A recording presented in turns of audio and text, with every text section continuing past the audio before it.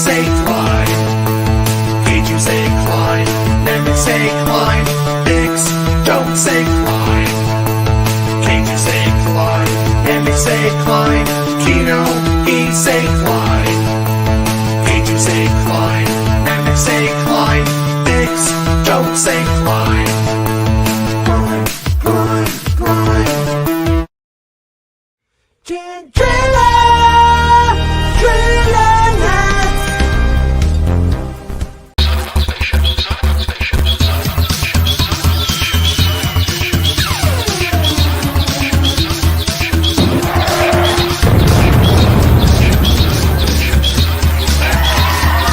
With MakingStarWars.net.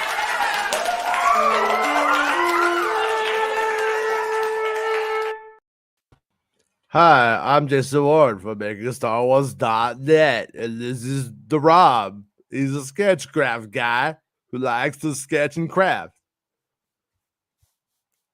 I'm the ghostess with the leastest.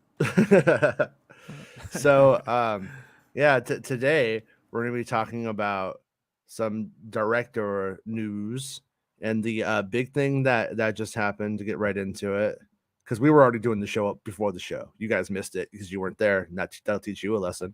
Epic argument. Mm-hmm.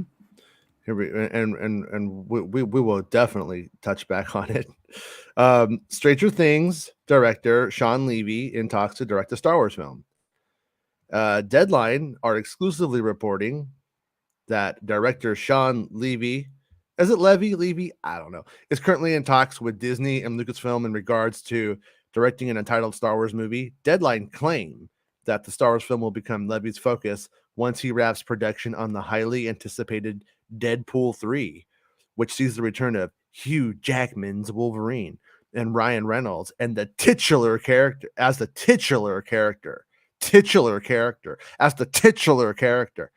Deadpool 3 is set to begin filming. I got a feeling we're witnessing the birth of a new song. titular character. Mando is a titular character. Mando 3 is set to begin filming early next year, with the release date set for November 2024. So Deadpool is releasing in November of 2024. Unfortunately, Deadline were unable to provide any additional information on the Star Wars project. Levy has been lined up for such as plot details or writers, but it joins a growing list of Star Wars films in development. Currently, there are 5 Star Wars projects announced and a trilogy from last director Rian Johnson, a Kevin Feige-produced film being written by Loki's Michael Waldron, Rogue Squadron from Wonder Woman 1984 Patty Jenkins, which has been indefinitely delayed, and an untitled film by Thor Love and Thunder director Taika Waititi, and lastly, an untitled film being written by Watchmen's Damon Lindelof. And Levy has been forming a strong relationship with Disney in recent years, delivering them a hit from the form of Ryan Reynolds-led Free Guy last year, before taking the helm of the third Deadpool movie. Though Deadline did not have For some reason, I thought Free Guy was a Sony film. Didn't it feel like a Sony film? But I guess with all the Marvel shit and the Star Wars lightsaber bit, had to be Disney, right? Yeah, it makes sense. Though Deadline, I didn't see it though. I just it was in Fortnite, and the guy says, "Don't have a good day, have a great day," and I want to beat its fucking face in every time I hear it. It has his lightsaber moment, right? Yeah. Jason knows, and he pulls out the lightsaber and he does it, and it's like, look, we all fucking know what that is. They even play the music. Yeah. And then they have to physically have actors go, "It's a lightsaber." It's like, no, man, don't. It's that kind of shit, you know? Like, like it works. Just shut up. Yeah. Explaining the joke, man. Yeah. I do that sometimes. So Deadline did not have any details on the film. Yeah, that's what Levy I'm saying. has been in talks to direct. I do wonder if it's a new project we know nothing about, or if he's being lined up to direct the untitled movie being produced by Marvel Studios president Kevin Feige. I also think it's worth noting that he's a Stranger Things director, and like I was saying, Sam Gupta is a president at Lucasfilm, who comes from, as a VP, I should say, Lucasfilm of live action and stuff like that, and she's from Netflix, and I wonder if she fostered that relationship, for bringing him over from Netflix into that pool of IPs and stuff. But The only thing this guy has done that I've liked was Stranger Things, and then I liked Real Steel. Thought that was actually pretty good. Real Steel, yeah, I remember Real Steel. Good, Levy is set to direct the good third. score too. Mm-hmm. He's directed. He is also set to direct 2 episodes of Stranger Things' 5th and final season in the summer, and is currently in post production on the limited series All the Light We Cannot See, starring Hugh Laurie, House MD, and Mark Ruffalo. So it's got one of those names I'm never gonna remember, So I'll be honest though, like in a way, somebody. I think these like TV style directors, in some ways, like I know he's a bit bigger than a TV director, but I think they're really good for Star Wars, because I think people working in the old TV family, I think they understand how to work on a Star Wars film where it's usually not a solitary effort. Most people aren't just going in there and being like, well, there's my idea and we're just going to do that. It's more like it's a lot more communicative. Oh, hey, George. Yeah. Interesting choice. Yeah, and he did those Night at the Museum movies, and I always felt they sort of ripped off my Indian in the Cupboard film that I did. Oh, that was Frank Oz. Yeah. That wasn't you. No. That was Yoda. Sure. Yoda made that. Yeah, sure. Yeah. Yeah, no one. If I didn't put Vader in that commercial, ain't no one showing up. So okay, you and I were like kind of talking. We're like trying to figure out like what the what is the potential of this movie. You were very pessimistic. You think it's very far away, right? That's where your head's at with this one. It's I think it's at least 5 years away, because Deadpool's 2-3 years away now. 2020 was it 2024 or 2025? 2024. So it's that's when it comes out, but I'm gonna imagine that he directs it in 2023. That's 2 years, right?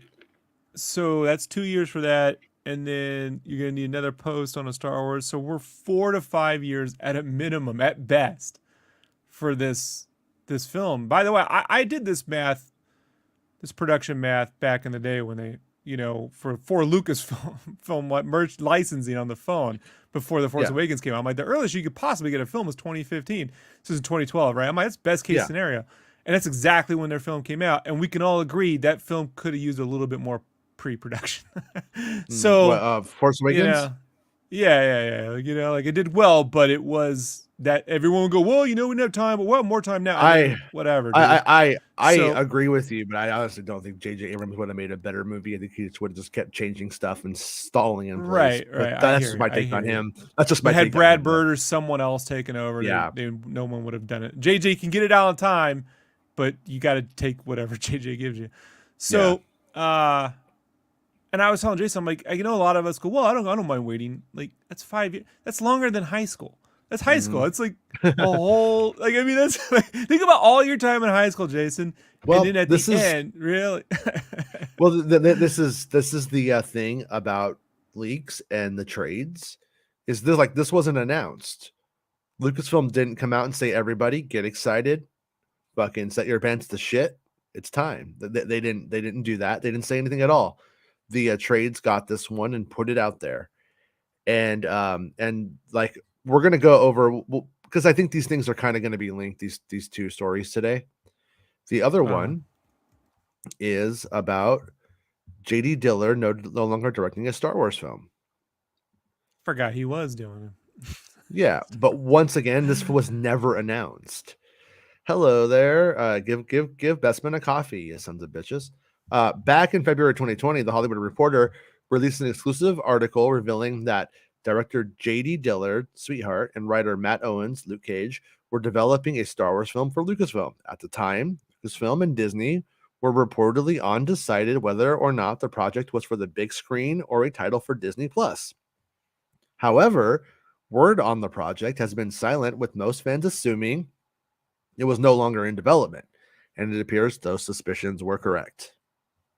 When speaking with The Wrap to promote his upcoming naval aviation flick Devotion, which I think looks kind of good, starring Jonathan Majors, Loki, and Glenn Powell, Dillard was asked about... the that looked like red tails, but like Yeah, two guys, right? Yeah, I yeah, it think it's looked like a cool. guy like a dude who flies like a Corsair, maybe. I think it was a Yeah, it looked Corsair. cool. Yeah. Yeah, I like it. Dillard was asked about his Star Wars project, which the director revealed was no longer in development, telling the outlet, unfortunately, it's no longer a thing. It was not from a lack of trying, but when pressed for more details, Dillard kept quiet, but did mention what inspired his Star Wars project. He mentioned the video game Star Wars TIE Fighter, a game he claims changed his life. Dillard went on to say, my dad being an aviator, we had a bunch of flight simulators, including TIE Fighter. I'm playing this game for months, and my dad's flying it with me, and I'm like, man, this game is just so cool. And he's like, this game comes from a series of movies. And I was like, you're kidding me. This is when I watched Star Wars for the first time and realized the full scope of what it meant to world build, because it's been playing this pseudo 16-bit game. Yeah, they stole this one from me too, Jason. I had this whole idea, that 3D thing where you put on the glasses and The 3DO? it's all. Oh, Yeah, well, you go to the theaters and old Cameron. I had an idea where you bring a keyboard and you can just adjust the thrusters to the shields, and then the energy back to the blasters, and then back to the thrusters, and then back. You can just get to adjust the energy. Yeah, and you get to feel like you're part of the movie. But right. And no one wanted to give out keyboards with every screening, so it didn't work. But I on Santa's show today, me and Bespin had parallel thinking here. I have my theory, and Bespin appears to agree when you continue to read the article, is that they were going to make the X-Wing movie and the TIE Fighter movie. That those things were going to connect. Rebel Assault.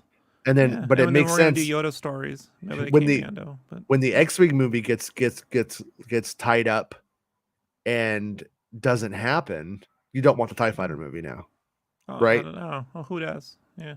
Yeah, I mean, it would be weird to like do it backwards. And then they didn't know if it was going to be a Disney Plus show or if it was going to be a film. So maybe it was going to have to do with how big the Rogue Squadron film was. Whether they would tie in the characters and the events to something having to do on Disney Plus, or they would take it over to another film.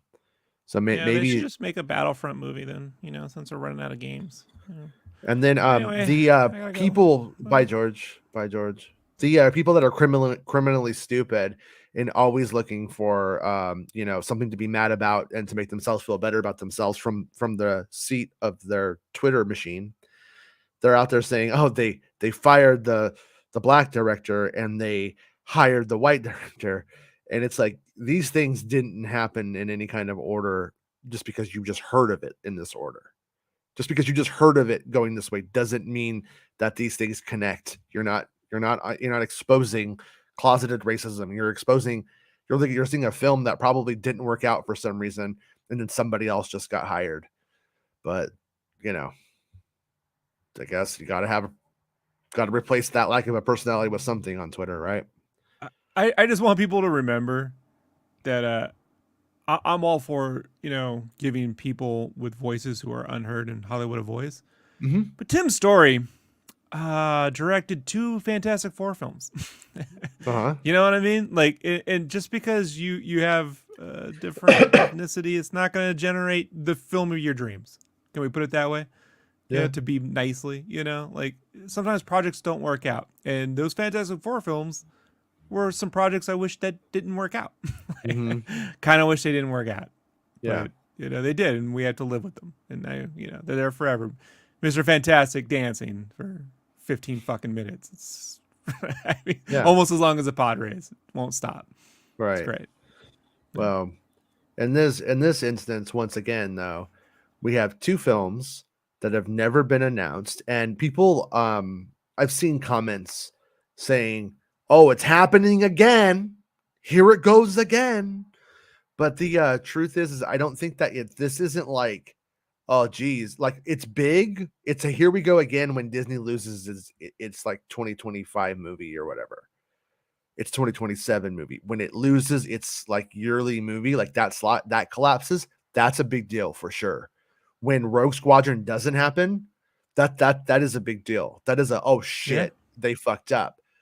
But when Lucasfilm goes out and they probably have 5 or 6 more movies just like this that you don't know about, that I don't know about, that they've said, yeah, we're going to hire you. We're going to give you $45,000 to go write the script. And then we'll decide if we want it then, or whatever it happens to be. I don't know how much the money is, but you see what I'm saying? And they do it all the time, and then it's like, well, because you can shit, always it's happening imagine again. what it could have been, Jason. And you can always imagine it would be better than it would. Like, if I go, hey, man, the director of Flatliners and Lost Boys was going to direct a Batman movie, but it never came out, you would have been like, oh, my God, right? But if I say, hey, it's called Batman Forever, you're like, fuck you! You're serious right now? Lost Boys? That's what you did? And St. Elmo's Fire? Jesus freaking Christ. And Falling Down? Ah! Like, did they ever try to get Jason what's his name? Is it Jason Patrick? Is that the guy from Lost Boys? No, they tried to get Val Kilmer. That was it. No. I'm asking though, like the guy from Lost Boys, he would have been a great Batman back then, don't you think?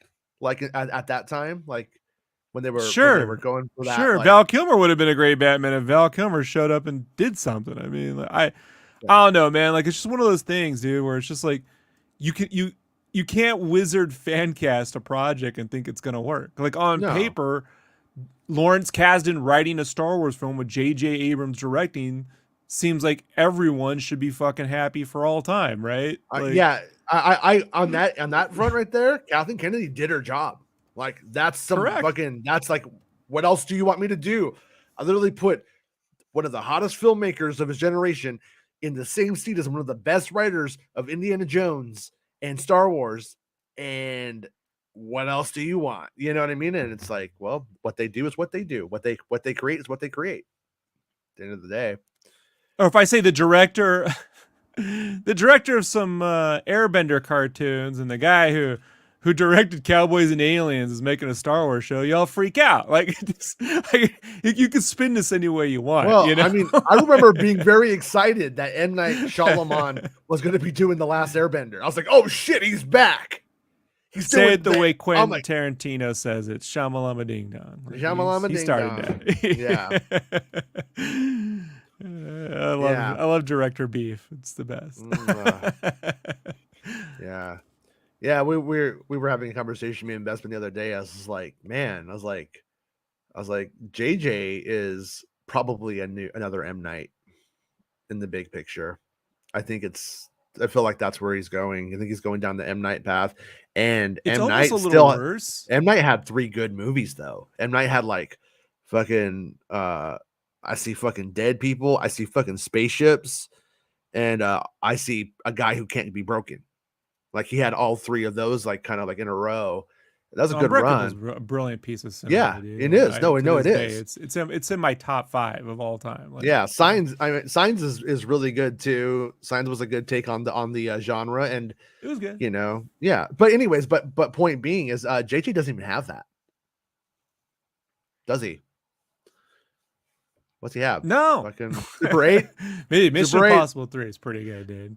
Yeah, I like Super 8. But I don't think you get Stranger Things without Super 8. You want my opinion? Is Mission Impossible? I don't know, so I'm like literally asking a question. Is his Mission Impossible even one of the notable ones? Yeah, it's got a great performance by Philip Seymour Hoffman. It's brilliant. Yeah. It put was it fucking brain farting, dude? Come on, man. I didn't see it. So Shaun of the Dead, man. It put him in a movie. You know what I mean? Oh, Shaun yeah. of the Dead. On Carplet. Yeah. On Carplet. For the Star Wars kids. Yeah. No, it's just fucking great, dude. Like, Space. But he doesn't have a name. He doesn't have a name. He only has projects he's done. Right. But exactly. I can see his stupid smug face right now. But I can see it. I just can't say it. Yeah. Anyhow, I only say it's almost worse because he's burned a studio out of $500 million. And forget what you want. Like, when you know what I mean? That shit, like, Hollywood, it's a small town, right? And like, if it goes around that you're a guy who just spends money, doesn't make anything. It's one thing to make something and it didn't work. It's it's another thing to take production deals and then never do nothing with it. Like, that's a whole nother level of, like, you could just be angry motherfuckers forever. Yeah. And everyone's like, I don't want him to know what we do. We're going to give him money. You're not going to make nothing. He's like, don't care. Bye. I got $500 million. See you later. Yeah. Only Rob Zombie's like, I'm trying to get up there. I managed to get him out of 20. Give What me is a that deal. Monsters movie about? What is going on there? Tax write-offs. Ask Steven Seagal. He'll tell you what it's about. That Monsters movie was hard to watch in the era of What We Do in the Shadows. Like, it should have been. All I gotta say, yeah, Jason, is if J.J. Abrams starts producing Steven Seagal movies, we know where the money's being laundered. we know what's up. Yeah, yeah, for sure. Exclusively here on allegedly on MakingStarWars.net. I love that footage of Steven Seagal doing the martial arts demonstration in Russia. And like guys just like Rams like, and there's like girls laughing at him in the bleachers and stuff. It's so good. I could watch it over and over again. Yeah. But yeah. So yeah, I was trying to figure out. I was like, I don't know. You made a good point. I was like, maybe they could do maybe in 6 months he could direct the Star Wars movie because he's not writing it, this director, and maybe he could direct go into Star Wars right after Deadpool. But you were like, well, he's probably gonna have to do the press for it. And I was like, in my head, I was like wondering, like, could Ryan Reynolds just cover the whole thing for him and like beyond the press, Jason? Remember, on a TV show, the people running it are the showrunners. So they're making decisions on set designs, casting. The director makes those decisions on a movie. Yeah. So unless this is like all being picked by the producer, and then he's literally, I doubt that's happening. He has to be the guy making decisions. And so that just can't be done fast. I mean, there's an iterative process to that. So another thing to consider too is like Damon Lindelof's project. I think is being. I think we should only expect it to be one film, but when you look up like the amount of writers who they have that they're consulting with and working with on it, I do think that they intend for this thing to go beyond one film, and this guy might be on for the sequel to that. But he could also be on for Feige's film, because Feige's not going to direct it. Waldron's not going to direct it. Waldron's writing the Feige one. So there's always a chance that if this guy's on for one of those things, so it is a ways out either way you cut it. That like was my guess, by the way. Like, when they said this, I'm like, well, he's just doing a Marvel. I mean, if he's gonna, it's technically, you know what I mean? Like, if you, that would be the thing, I imagine. But there was like an EW YouTube video, and in it, there's a little bit of Mando stuff in there. Giancarlo Esposito is like, oh, I'm jealous of the Mandos, and they're like, get him a helmet. Wink, wink. And it's shaped like a chicken. Dicks. Yeah, well, I had the story that Star Wars News.net stole because they're thieving fucking wannabes, and I mean they are. What's that Jawa who steals your shit and sells it back to you? Fucking little fucking Tika. They're the fucking Tikas. Tika, Star Wars News Tika. Tika News, bitch.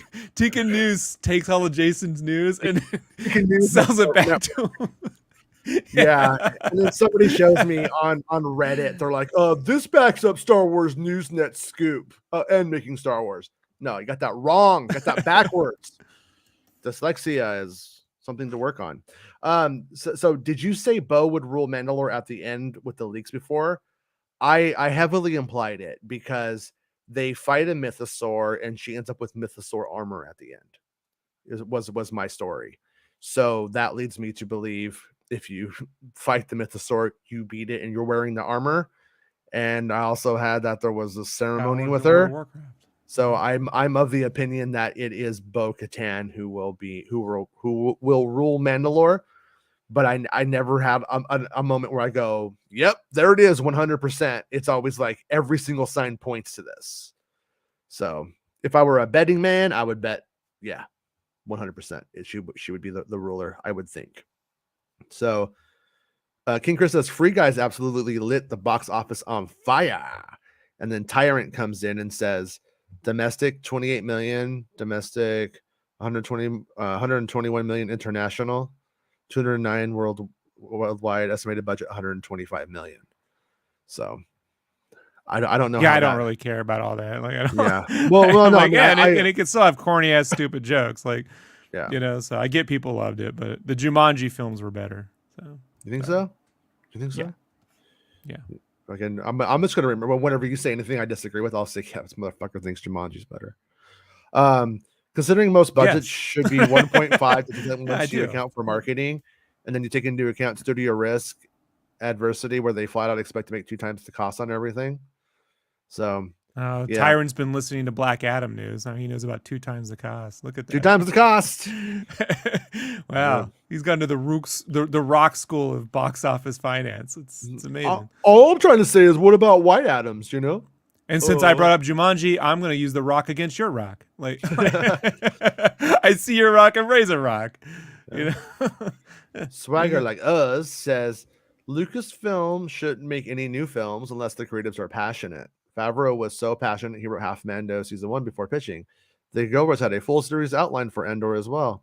Yeah, that's true. We don't actually know anything about like how most people get the job until they had it and they're like selling it to them. Let me explain to you how that works, by the way, right? This whole I wrote something before we started, because Gilroy did an interview, which I highly recommend with Jeff I want to hear that. Yeah, I sent it to you 2 days ago, bro. But well, I didn't see it. It's really good. Today. It's really, really good. But he does actually talk about how he had started writing things before things got approved anyway. And having gone on a few projects, I understand that because they always take as long as humanly possible to greenlight something, and you got a good gut feeling when things are going to work. So you don't want to be under the pressure of creating, right, when you're on their dime. So you tend to start ahead of time. When you know it's going to work out, then you can work without the pressure of anything, you know. I've had some friends tell me, that means you're working for free. Like, you're not working, you're setting yourself up a lot of fucking trouble. You know what I mean? You're avoiding things. So yeah, it's a form of passion, but look it's also at Snyder. A form of just what did Snyder do with that? Free work. Right? Oh, what? He turned it. His Star Wars movie that they didn't take, that he quote did Rebel for free. Moon. Yeah, he has a new movie called Rebel Moon. That's his movie. So your ideas are still your ideas. In theory. Yeah. I mean, yeah. But the interview with Gilroy is really good. He also did an interview with Edith Bowman on soundtracking about the music of Andor, and they talk more than that, and that has some pretty interesting conversations in there as well. Yeah. I'm gonna listen to those probably tonight. I had the sick kids for the last like 2 days, so I haven't heard any podcasts or audiobooks or anything in the last couple of days. But today I finally got some time to myself. But the Jeff Goldsmith one though that's the best Tony's done. I never liked that Abrams was like, no, I don't want to do Star Wars. They're like, come on, do it, and then he goes on and does 2. Though, so I agree with where you're coming from on that. Like, you want somebody who really, really wants it. At the same time, though, somebody like Tony Gilroy didn't necessarily want it, but they were the smartest right person for the job. Like, they had it figured out. I think that might be the big difference, is somebody who has their shit figured out versus somebody who doesn't. And when you get to like episode 9, JJ proved that he was somebody who did not have his shit figured out. That's why he played the ambiguity game, I think. Anyways. Yeah, well, Tony talks a lot about being, because he's an old white guy. He's really into history, shit like that, you know. And he gets into how the funding of Stalin's revolution. You know, like there was actual stagecoach heist. You know, which he's talking about. Yeah, you know how this they stole a bunch of money to help fund the rebellion. Well, this is why do you think was it Trotsky or whatever liked Stalin? Because he got them the money. Like, that's like, it's one of those things. Yeah. Like, JJ doesn't even like follow Star Wars history, let alone real history. You know? Like, I don't see him going like, yeah, I mean, World War II, Medal of Honor. I don't like, you know, like, Saving Private Ryan. Yeah. You know, I just don't, JJ's just, you know, like, that's why in the Star Wars movie with JJ, you're like, is that Coruscant or no? We couldn't decide. No one wanted to know. So, you know, just whatever you want it to be. Make up a name. Right. It's close enough. It's a big planet that's also made up of cities. That's not Coruscant. Yeah. It's totally something different. We don't even put. They weren't even, Jason. They weren't even smart enough to put the name Hosnian Prime in letters over it, right? No. Because they didn't believe in it. It's just one of those things Nah, you gotta deal with. well, it's not really, maybe, but it's not it. They don't do that in the saga films. The episode. Yeah, they do. No, they don't. Rogue One. That's not a saga film. That's not a Skywalker saga film. Okay. That's yeah. Okay, you got it. Yeah. So Yeah, they wouldn't. yeah. So they wouldn't. So you do got to that. follow the rules, right? You got to follow the rules. You got to follow the rules. You got to wipe, buddy. You got to wipe. Right. Yeah, you got to have the high ground. That's You got to wipe. You got to peel the page and wipe.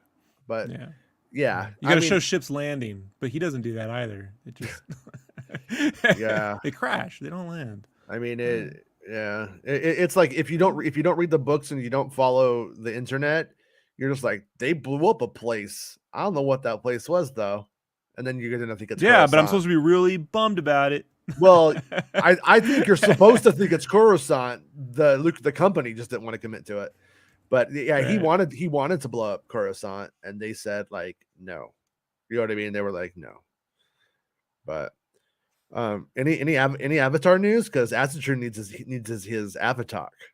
You have any Avatar news? Yeah, I pre-ordered the Avatar Funkos. They're really great. They're very You did cute. really? Yeah, I did. I really did. Yeah, I got I got 3 of them. There's a Quaritch. There's a Neytiri. She's got like all these cool like green and purple like fluorescence painted on her. It's really nice. And then there's a with Jake on the big red Turek, whatever, the big orange dragon thing. They're from the first film, but they're new. They're new Funkos. Okay. So I got those. There's your Avatar news. There you go. There it is. There it is. Yeah. Inside scoop. That seems fair. There was like a clip from the show today, but I don't have it. I don't have it on me. It just basically shows like the guys like getting out of jail. They're like basically like getting up tonight, so saying that they're going to promise that there will be a prison revolt tonight, which we knew there would be, right? I think that's safe to say. But last week, I mean, Tony's been honest about, the 7, 8, 9 or 9, was it 8, 9, 10 are a thing, and then 11, 12 are a thing. Yeah. So we basically have a 2-parter for the finale, and then we have this is the third part in this arc, and but obviously things kind of like run into each other just to some extent. So I think it'll feel like it. I'm trying to find the Star Wars Santa thing because we didn't do it last week. We forgot. So I'm trying to see if I can do it. Oh, does a droid beep or fart? Does a starfighter walk on screen? And does a stormtrooper bump it? I don't know. It's always. It feels like he carries him over from shows. Does Kenobi? And you're like, Santa, you can't do that. He's not in this one. Like yeah, but does he? Does Have he? you watched Kenobi? Well, I'm trying to find it. Did you watch Larry yet by any chance? Did you seen it yet? No. I'm gonna watch it tonight. So I was supposed to watch it, but the wife wanted to watch. We were watching MasterChef Australia. So wait, couldn't I do? Wait, what? So Bespin just said, I just said Rob needs to buy those Funkos to you last week. Then he says indie TV show in all caps. You can't play with my fucking heart like this. You never told me about that. Oh shit, it is. It's real.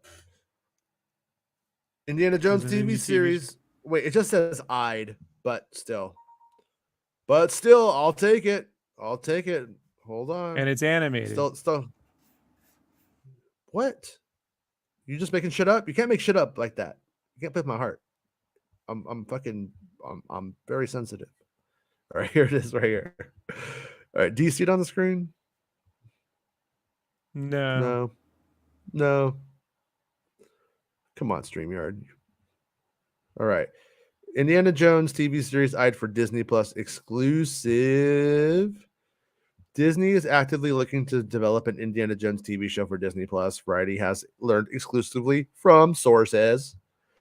The Mouse House. Oh, come on, you fucking clown! You get paid to write I like that? the Mouse Fact. I like the And Mouse Lucasfilm. Factory. That was my show. More like the Mouse Trap. Am I right, guys? Lucasfilm has Phil specifically Stiller. been bringing up the possibility of a streaming show set in the world of the globe-trotting archaeologist in general meetings with writers of late, sources say. They are looking for a writer to take on the project. Thus, no plot details are available. Given that it is unknown if a series would serve as a prequel to or a spinoff of the franchise, or if it would tie into the upcoming fifth Indiana Jones film, similar to how Disney has tied its Marvel shows on Disney Plus into Marvel's cinematic universe. The move to potentially develop an Indiana Jones show comes as Harrison Ford has stated he is done playing the character after the fifth film, which is due out in 2023. So I'm going to guess it's going to be Phoebe Waller-Bridger, maybe her character. In addition, sources say Disney is currently exploring a number of options to keep the franchise going, which could mean a series of new films, other media, or a combination thereof. Reps for Lucasfilm declined to comment. Should a series move forward, it would not be the first show about Indiana Jones to make it to the air. The Young Indiana Jones Chronicles aired for 2 seasons on ABC from 1992. It was fucking good. It was fucking good. Fuck your mouth. It was good. With four made-for-TV specials airing on the Family Channel, now Freeform. Wow, Family Channel is even really still a thing, but it's called Freeform, between 94 and 96. Ford made a cameo appearance in one episode. The Mystery of the Blues, bitch, cite it. But the show focused primarily on the early years of the character with Sean Patrick Flannery and Corey Carrier playing him at different times My in his daddy life. slept with my girlfriend in Germany in a castle in a movie. Make a prequel out of that. Indiana Jones' therapy sessions. George Hall played an elderly Jones, bookending each episode. That was originally, though. They cut him out. And me and Bespin says we willed this shit, our magic powers. I believe you are right. Because we talked a lot about this the last couple of weeks. Last couple of months we've been talking about this, about how dumb it is that this isn't a thing yet. So I'm very excited about this. Indiana Jones is one of the most iconic pop culture characters of all time. Ford has played him in 4 blockbuster films to date: Raiders of the Lost Ark, Temple of Doom, Last Crusade, Kingdom of the Crystal Skull. George Lucas and Philip Kaufman created the character with Steven Spielberg. Is it Steven with the PH? Is this? No. Yeah, that's wrong. It's S-T-E-V. I was like, is that me? Yeah. Am I wrong here? Little Stevie. Yeah. That's Steffi. That's Stefan Spielberg. Yeah, he's old Stefan. Jack Stefan. Jack Stefanovich? No, Jack Stefan. Did you ever get that ad? That's his tax write-off name in the Czechoslovakia. You know? The fifth film is directed by James Mangold. Collectively, the 4 films have grossed nearly $1.3 billion worldwide. The idea that Disney would want a show built around Indiana Jones is not altogether surprising. No, it's not. The media conglomerate, has been harvesting the best-known IP from its catalog to build up its streaming platform for years now. In addition to the successful launch of the Marvel shows, Disney Plus also currently has multiple live-action Star Wars series on its roster, including the hit series The Mandalorian. No, I'm kidding. The Mandalorian. Other examples include Goldalorian? Oh shit. Man's Goldalorian. Man's Goldalorian. Yeah. Man's Goldalorian. You got a Goldalorian. Yeah, Goldalorians. The other examples include The Mighty Ducks, High School Musical, and Willow. And other. How to not take a COVID shot and lose your whole show. Oh no. We're looking at you, Warwick Davis. No. So yeah. So it looks like an Indiana Jones show is in the works, is maybe being talked about. I would think I mean, personally, I'm hoping it's a retread of maybe the era post Indiana Jones Chronicles, where it's young adult Indy, where he's like either in his last years of college or post college. And starting that time he worked for Nucky Thompson for a summer. Exactly. Right. Exactly. Right. Yeah. Yeah. Him and Al Capone help kill Chalky White. Right. It's ridiculous. More history lessons and Disney-fied American history. No, I'm not saying I want that. Oh, no. I want just straight up Indiana Jones, like, but in his younger years, just having adventures. Like I was saying before. I mean, the opening of Raiders of the Lost Ark is one of the most iconic moments in Hollywood history. And you could make that an episode on Disney Plus. Like, that is not like that boulder rolling down the thing and that kind of booby traps and stuff of that sort. Like, if you just are very creative, you can there's things that could be done on the Disney Plus budget that would be really, really solid. If it were Amazon, you could do 5 seasons of just that boulder. Like, they take their time. it would be called Boulder. It's just called Boulder. The Boulder of Power. Boulder of Power. Yeah, like 5 seasons. Can't wait. Yeah, as a little kid, I literally remember having the thought about that. I was like, why is his name Indiana Jones? What did he do in Indiana? His name should be Boulder Jones, because it's cool when he runs from the boulder. But hey, that's the time that's that summer he spent with Molly Brown in Boulder, Colorado. It's gonna be part of this stupid fucking show. It's in the show. Kathy Bates, Kathy Bates. They're gonna deep younger. I'm gonna call it deep young. They're gonna deep younger, make her look, like Annie Wilkes. Yeah, then she breaks his kneecaps and forces him to write about history, and that's how the Chronicles got written. He killed her with a typewriter. It's the whole thing. But I mean, the world of Indiana Jones is big enough that you could spin it off with one of the characters. There's all kinds of things that could just happen, just trying to add the Indiana Jones flavor to something, But I would say if they were to go and do that, I wouldn't brand it Indiana Jones. I'd probably brand it like Raiders. You know what I mean? Like, if you're gonna if you're gonna go and you're gonna have like other people doing Indiana Jones stuff, like calling it something like Raiders would probably, somewhere like along those lines, would probably be like a better way to take it. Because if Indiana Jones isn't in it and it's not about him, why is it fucking called Indiana Jones? Raiders hashtag. Not my Raiders. No, my Raiders. You wait for it. If Twitter's still around. If it's still around. Oh, I hope it's not. I hope I hope that fucking place burns down. I hope Elon Musk burns it down and all those people have to go outside and have real relationships where there's actually consequences to what they say. No, I don't want my real relationship. I like my fake relationship. Jason, we would have never met if it wasn't for Twitter. So that's matter fair. of fact, my life would be better without it. Never mind. See, it's fucking ruining everything. I'd have far less palpitations if it wasn't for Twitter.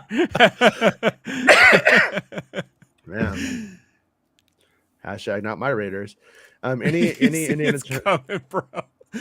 Oh yeah, they did not my Star Trek. They're gonna. No, they're already doing that. They're those fucking chuds are already doing the thing where they're like, oh, Indiana Jones is being cucked and it's another bait and switch with Phoebe taking the place of Ford, and it's just like, okay, if you fucking say so. You've got a weird worldview, but those people, you can't really help them, what can you do? I mean, if you are so victimized in your brain that every single thing is an assault on you and your masculinity, I can't help you at that point. You're on your own. But still no title for Indiana Jones 5. So, and still no premise officially either, which is a little frustrating. But we're next summer, man. I know they just don't market films or talk about them much anymore until they're right before it. It's y'all asked for it. Y'all said you didn't even want a trailer. You just want it released one day. You didn't even know it was coming out. No, fuck you all those people. Said that. Those people could all fuck off and die. You all said that. Those people. I want the script in my lap right now. Is what I want. You know what I mean? Like script dance. Script gets glitter all over you, and you have to explain that. I don't know if this is a proper use of our powers, Mr. Bulletin. We should will an Avatar series into existence for Rob. I say we will No, into no, no, existence no, no, no. on Oculus Quest. You need real budget. You need real You- budgets. no, You know, the video in game Oculus is Quest. close enough. Nah, fuck all that. The Oh, game is this close enough. this guy is a hypocrite. He was just telling me that Mandalorian shouldn't be on Disney Plus. It must be on in the theater. That's what he was saying. Yeah. But Yes. it works both ways, doesn't I didn't it? say that. I said it goes into the theater and then it comes back to Disney Plus. You seem to think the two can't exist. No, no. What I'm saying is that you could spend all of your resources on one thing, the Mandalorian. That's it. Everything's just Mandalorian now. Or you could let Mandalorian thrive where it's already thriving, and then you could do other projects that wouldn't thrive on Disney Plus in the theater. That's my No, take. you go for the easy fucking win, man. No, I don't go for whatever. the easy win. You know, you're right. I don't know what I'm talking about. You know, I you mean, keep just making your opinion. X-wing movies that don't get made. That's winning. you keep making your Baby Yoda movies that don't get made. So it's the same thing. They get turned into full series. They do come out though, Jason. They do come out. I mean, These don't even go to this Disney Pluses. So, yeah. I mean, they do like, come out one way or the other. I mean, no. I mean, you know what? Want to know where I'm actually gonna agree with you on that front? Is like I do think the Amblin Stranger Things thing would have probably been a better film. The premise of that Dude, show, Star Wars Skeleton probably Crew is would the have been- new fucking movie by the would have guy been from a just better in Spider-Man. Yeah. Yeah, I would agree with that too. I'm just And saying, man. Willow With should have been a Favreau film, too. producing, then Mando could make an appearance, so you check that off the fucking. I'm just saying, guys, like I'm not a fucking over here like Mando's the future of everything. I'm just telling you, we've come at a real weird time with Star Wars movies where everyone was fucking divided, and you found something that united even the most ardent of fucking haters. You even found a way to put a young Luke Skywalker in this fucking thing. And so to not fucking just take, you already have the design, you already have a shitload of fucking, you got all the actors, you got the production, you got writers already familiar with the stuff. It's all set up. You don't have to start from scratch. And they just keep starting over from scratch. And that's why they keep taking forever. Remember when that one gremlin put on lipstick? Yes. I want Grogu to do that just to see what those guys do. Shut your mouth. No, I would. It'd be funny if he ate like a spicy frog and then his lips got all red. Right? You could do it that way. And then right? that That's how you picture do it. leaks.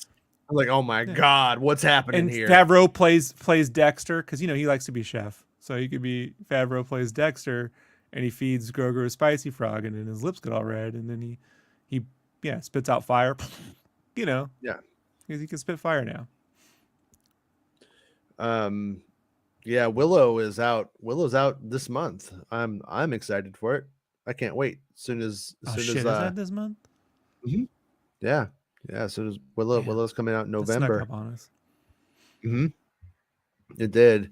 I'm hoping it's like, I'm hoping for the best, obviously. I'm just hoping it's like as good as the film in general. Like that's my, if it's in that comedic realm of the film, if it keeps that balance of fantasy and comedy in the right measure, I'm going to be happy.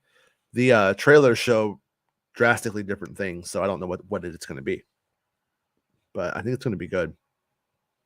Brett says Mando is a no-brainer. 100% agree with Rob. So there you go. Somebody agreed with you. I feel like Dedra doesn't swing. Meanwhile, we go to the scoreboard. It's 9 million to 700 million, 7,000 billion to 1, and then right over, I just get to write 1 for Rob. One for Right on the chalkboard. Favreau wrote Book of Boba. I wouldn't let him write a Mando movie. I mean, yeah, Favreau is. He wrote the goddamn Mandos too. Planet Fitness, like that doesn't mean anything. It's just he just had a bad take on Boba Fett. It doesn't. Come on, man, chill out, dude. Like, and he's writing Book of Boba Fett season 3. So Bespin says we should will an Avatar. Mando season 3 into existence for Rob. Avatar animated series, and we'll get the Bad Batch writers on it, or live action with Robert Rodriguez to direct. He did take over Alita for Cameron. Let's will this for Rob. The only person who should make an Avatar animated series is Gendy Tartakovsky or Yonan Vasquez. So that's what I gotta say about it. That's it. Yeah. Yeah. Like Primal, but with Na'vi. Yeah, I'd watch that. No talking, just all the hunt. Yeah, I could watch that. There. All right. Nick Or it's just a says, half hour. It's a whole series, a half hour each of watching Quaritch's body decompose. You know, for 10 years, and then at the very end, that's when they show up, and that's what took place in between the last movie and the sequel. There. Skull I just pitched Crushers. you an How about idea. that? Because I could do this all day. Like I could do this all day. All right. Dedra. I think she was definitely mad at Serial, but she was like, a boy likes me. This is new. I definitely think that was a thing. Tyrant says, my Willow hype got killed by the disaster that was Hocus Pocus 2. Tyrant, how the fuck are you drawing a line between Hocus Pocus 2 and Willow? Seeing how badly it's all they screwed Disney. up It's one thing. it's one thing. It's. I mean, when Disney screwed up Dumbo, it means they were gonna fuck up Endgame. Like, is Tyrant joking right now? And then I'm not getting the sarcasm. No. Look, I told you his name was he was born with that name, Jason. So he has to act like that's his real name. Like I wasn't joking. Because here's the fucking thing: is Hocus Pocus 1 sucked. Hocus Pocus 1 is shit, unless. You're like about 32 years old and you're a goth girl and you will date me, in which case it's a fine film. And I respect Hocus Pocus your 1 doesn't hold a candle to Casper or Ernest Scared Stupid. Like, I'm just going to be honest with you. Yeah. I mean, Hocus Pocus came out like when the Addams Family was out. And like I was of the age where I was in love with Wednesday Addams. We were the same age. And I don't care about Hocus Pocus because Wednesday Addams. And then now they got a new Wednesday Addams, and it's the girl from X who just gets in her underwear, but it was pretty cool when she did. And now she's Wednesday Addams, so everybody's winning. But I don't know. I'm not thinking about Hocus Pocus, and those things have nothing to do with each other. So if Hocus Pocus was good, it wouldn't mean Willow was good either. It wouldn't mean nothing. Yeah, well, Willow wasn't that great either. So. Oh, fuck off! You don't know what you're talking about. That book was the greatest, though, right? Oh, shut up! Now you're just. No. I saw a YouTube video that said it was highly underrated, and we all didn't understand. So it must be true. Oh man, I read it twice, dude. I read it. I thought maybe I was on my period or something, so I read it again, thinking like maybe like a little bit later, and I read it again, and it was not good. It wasn't good. And you were the one who brought up that hilarious comment where George Lucas is like, "Hey, why didn't you put Man Mardigan and Sorcerer in it?" And he's like, "You told me not to." Yeah, Lucas told him not to. I've had those meetings with people of fame where you have like this introductory meeting, and then after you get past the conversational, you kind of talk about a project for like the last 5 minutes, and then it ends, right? And then I'm always wondering, like, am I the only one who took notes on that last 5 minutes? And I think so, right? Because then, like, later on you do it. And they're like, why'd you do that? Like, we talked about it. I don't remember it. That's exactly what happened. He had his lunch with Lucas at the Mongolian beef barbecue. Lucas was just stuffing his face with orange chicken and garlic sauce and all that shit. And fucking. He's like, make it double orange chicken. Can you add some butter to the rice with the Diet Coke? Because hold on, I got it. Yeah, because I'm a diabetic. Fair enough. Yeah, all right. I want that sugar, even though that's what orange chicken is, Jordan. No, that's natural sugar. Oh, right. Yeah, but yeah, she did enjoy torturing Bix, and I watched the episode again. I actually watched it again last night before I went to sleep. And there's that moment where Bix is like, even if I tell you the truth, you're still not going to believe me. You're going to torture me, basically. And she goes, yeah. Because she's into it. Yeah. Yeah. So kind of we are too, right? Hey, yeah. But I still say Dedra's the kind of chick who's into torturing other beautiful women. But I think she wants Cyril to take charge, but I don't think he can. So I think they're doomed. Is what I'm trying to say.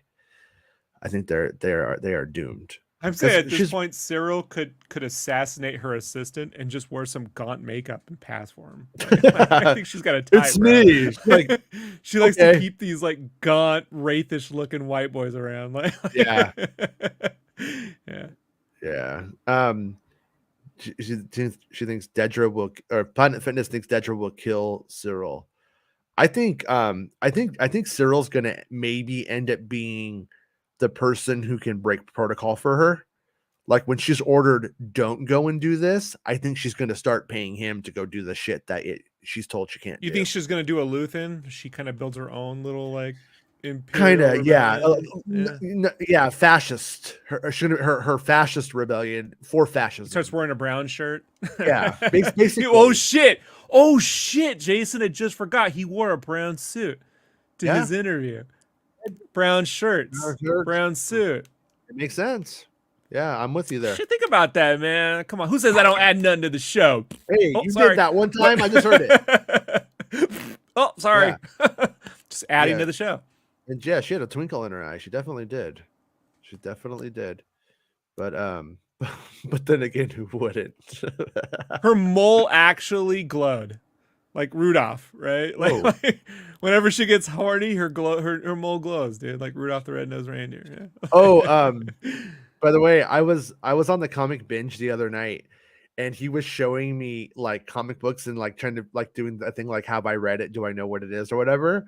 And he brought up this series of comics for like Legacy, and I noticed that like in one of them, a guy's just wearing Vader pants, in like another one, a girl's wearing Padme pants. But it's pretty funny. It was pretty funny. But check out the episode I did if you guys have it. It was pretty fun talking about comic books with Paul and stuff. I had a good time. So it was a fun show.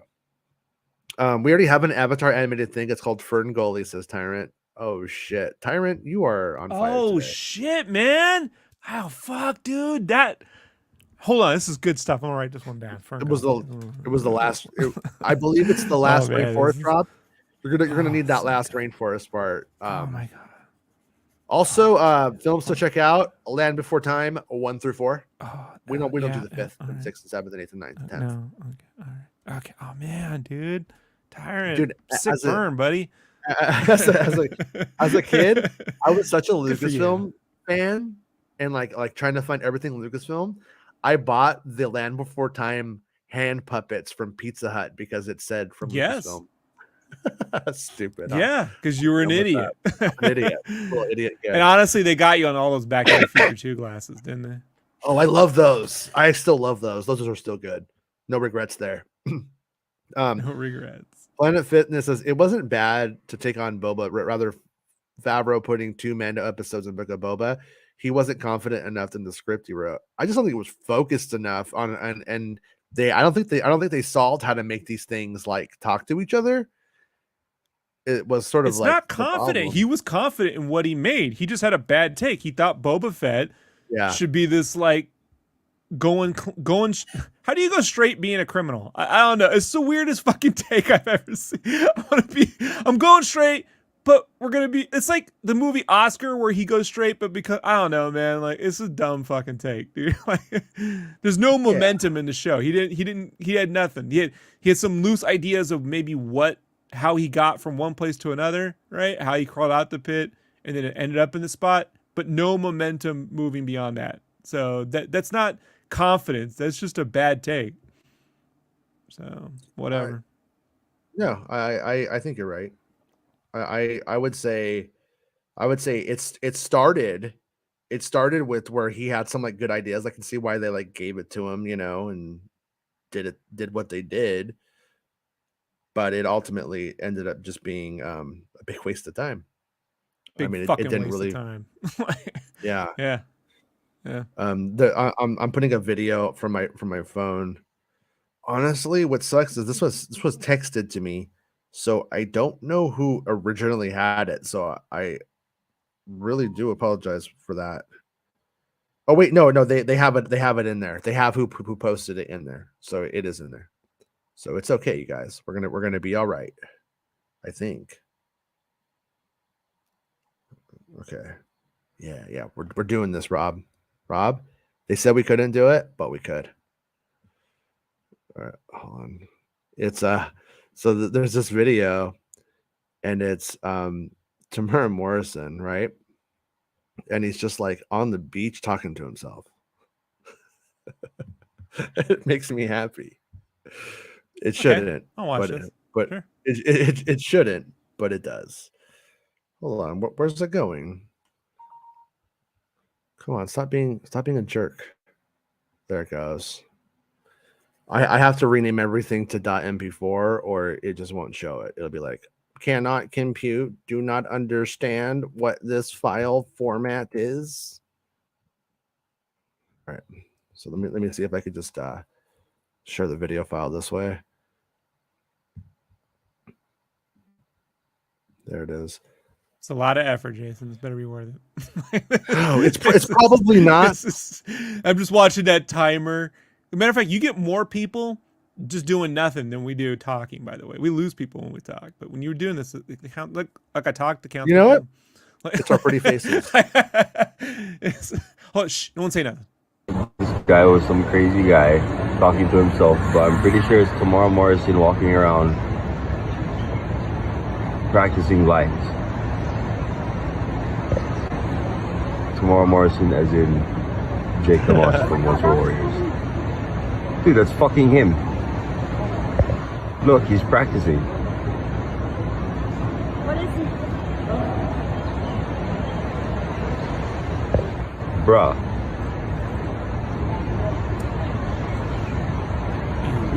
That's fucking Jake the Moss.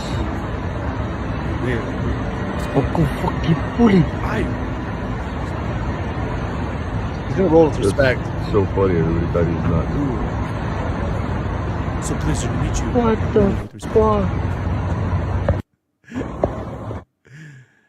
So yeah. We're going to rule season 2 with respect. The rule of respect, right? It's like the rule of 2, but it's the rule of respect. It's I don't know. It just makes me laugh because, like, you know, you could go and do your rehearsal anywhere because, you know, I'm gonna go to a crowded beach. No one will notice me there.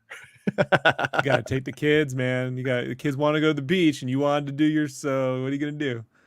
Yeah, maybe. I'm just jealous. The man doesn't burn. I mean, I go out in the sun for 3 seconds, and I'm like a vampire. I just spontaneously combust. Yeah, I got a sunburn on the show today. Let alone wear shirtless at a beach. I haven't been able to pull that one out since I was like in the 5th grade, and I got burnt. Like, so bad, I look like Boba Fett crawling out that pit. Yeah, but we had a lot of fucking news today, though. A lot of news. I know. Well, that investors meeting is going down, right? That's probably where that shit was leaking from. The Disney investors call. Oh, is that today as well? I think so, yeah. We'll see what comes from that. Well, anyways, I'm doing a show tonight because we never did the fucking thing still. Okay, Star Wars Santa.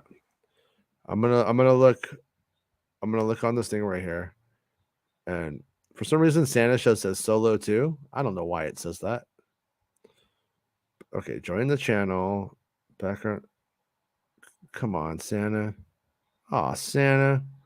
Oh, Jesus, Santa. Oh, come on.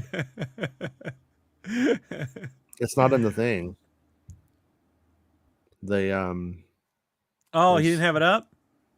Well, it's up. He was supposed to get all in during the chat and shit, but I can't like go watch a show during the middle of the show, so it's like not in the bottom part here. So I don't know what to do about it. I don't know where it is. So, anyways, we'll do it. We'll do it next time. We don't have that many times left, though. Is the only problem. It's tonight, man. That's what I'm saying. But we're gonna miss this one. But we got like 2 more. But he is busy this time of year. That's right, Nick. That is fair. Wait, Nick, Saint Nick. Are they the same person? Yeah. But tonight I'll be back on right after the show. So I'm gonna watch it. The minute it's done, I'm going to start the show, and then Max and James will come on. And if Rob happens to be awake and is in the mood, he's obviously always will come on too, but usually not. Usually Yeah, Rob well, does, yeah. but I think tonight he's gonna be like, man, I need my friends, man, because fucking Gollum died, man. Because I don't think Gollum's gonna make it. I think Gollum's gonna die. That's what I think. My Yeah. friends. Yeah. Yeah. That's how Willow beat Bad Mortal the last time with his friends. My friends are like, James is like, I'm your friend. You're all wrong. You don't know anything. Yeah. I like jazz. Jazzy All night. James. Jazzy Jazzy James. James. That's his new Jazzy name. James. Used to be Jiggity Yeah. James, but now it's Jazzy James. Jazzy James. Mm-hmm. Chris is all, I'm taking drugs so I can make it to the Andor after party. All right. I guess. I mean, you could just take a nap and not do the drugs too, you know? Too legit to quit. Hey. Yeah. Too you know legit. Too legit. And so some of you crazy maniacs were wanting the some of the songs from the show, and so I uploaded them all. And on the, I don't know if I can put it in here right now. I'm going to see if I can. But on my Twitter account, I tweeted out where you can save the album. It's like a DistroKid link, and then so you could like save it on whatever your platform is that you want. But I think it tends to prefer Spotify, but it'll be on Apple Music and all of that stuff. You know, at least it's supposed to be. So there's the link right there. That's like the Twitter link though, but we'll see. But Gully. yeah, Gully. album of the year. Avatar. We're gonna become complete isolationists is the plan. We're gonna become complete isolationists. We will make our own music, our own movies, and our own butter, our own peanut butter. Except our own social network until someone else buys. But we this will thing. use We Elon can't Musk use it because he's gonna take Elon Musk, the genius who says things like, Twitter is going to remain politically neutral. Vote Republican. That kind of genius. Yeah. Genius stuff. Hey, remember he was supposed to pay for Flint's water? Remember all that shit? Yeah. Remember when Ukraine was relying on the internet and he decided to hold that hostage for an exorbitant amount of money if they didn't pay him? Yeah. He's Still a doing fucking, it. yeah, what a fuckhead, you know? He really is. So right here is that's so the band is called Fandom, DUMB, and so you could just look up Fandom, and I put it out today. Sometimes that shit hits right away. It's gonna be your biggest success. It's Fandom. I'm just letting you know right now. Yeah. It's so fucking good, dude. Like the So music, everything you put together on this one, I'm impressed. No, thank you. Yeah, this is genius. You're gonna be. I tell them they're gonna have you singing Space Karen at Celebration in the next 2 years. Kathy Kennedy. While I take off like her garter like it's a wedding and throw it to the crowd.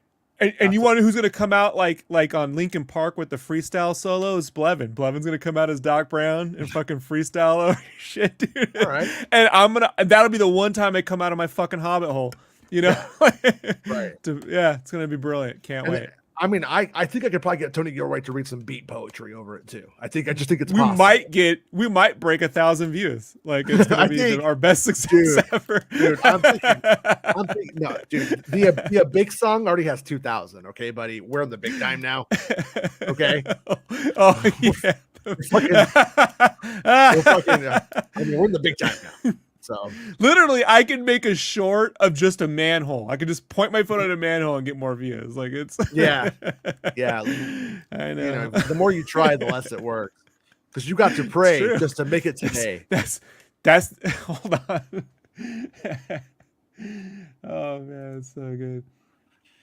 But yeah, that's the key to making a Star Wars trilogy, Jason. The more you try, the less you lose.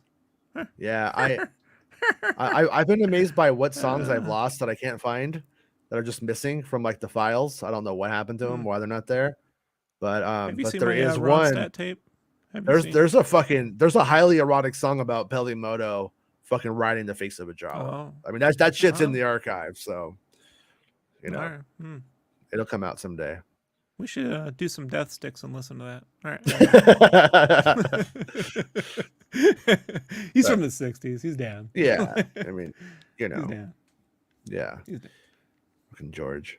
But yeah, I I'll want be a back Pelly tonight. motorboat. Pelly motorboat, dude. Pelly The whole thing. motorboat. I'm on Pelly motorboat. It's too good. It's too good. We need a little gallows humor on today's dark fucking day for being an American. You know what I mean? Yeah. It's tough. Fun fact. I don't know when I wrote this or why I wrote this or where it came from.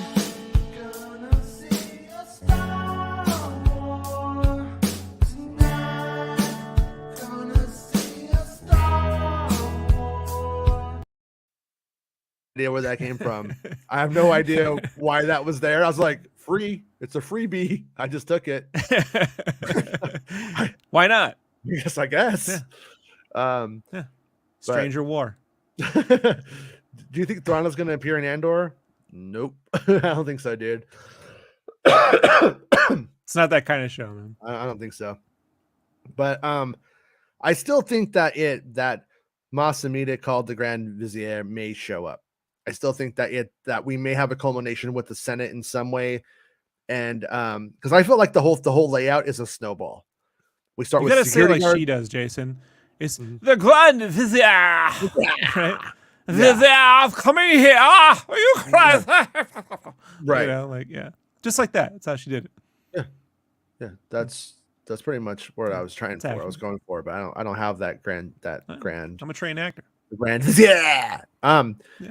I do think though. I think that like something's gonna have to happen in the Senate like this season. I would hope it would be really really kind of strange to sort of like keep building it up and making this point of it, but then it just be like, well, it was just whole thing was just pointless. You know what I mean? Not to say Mon Mothma's story is pointless, but she has to have a season culmination too, right?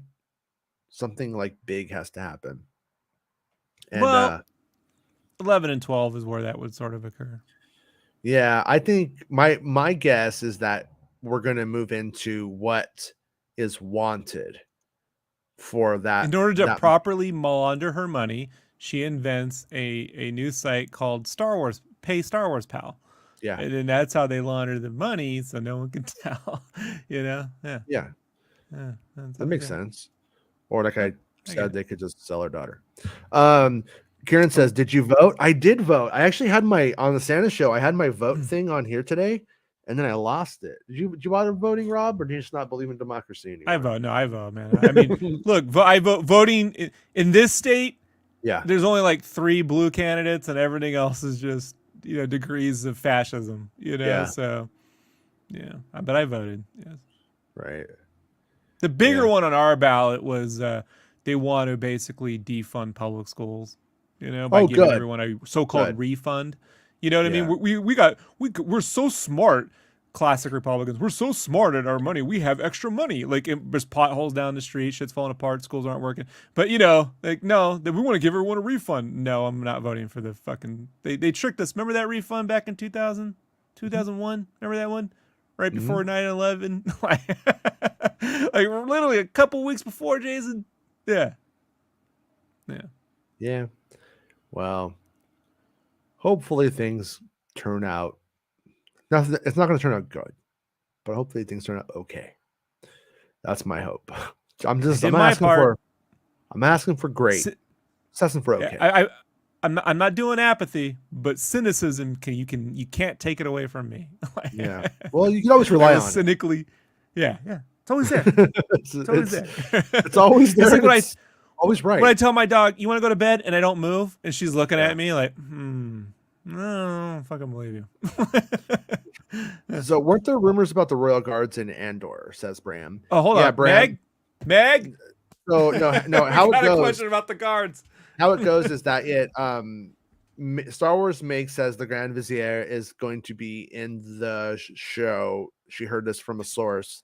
And then Bespin's all, look, I got these other like sort of incidental, like passing kind of things saying that the Royal Guards are in it. And they're like, I'm not saying it's necessarily correct. These aren't like my standard, standard sources, so to speak. But that was a thing too. So they're like, is there something here? And I can see that culminating in this season, not with Palpatine and Darth Vader, because I think that would jump the line, right? So you get to Darth Vader in Rogue One.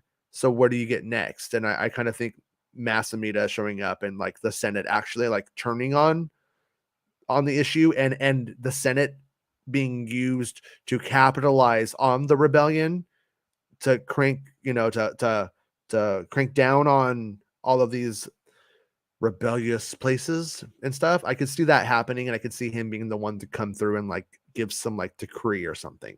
I could see that happening, but I have no inside track on that stuff at all for this show.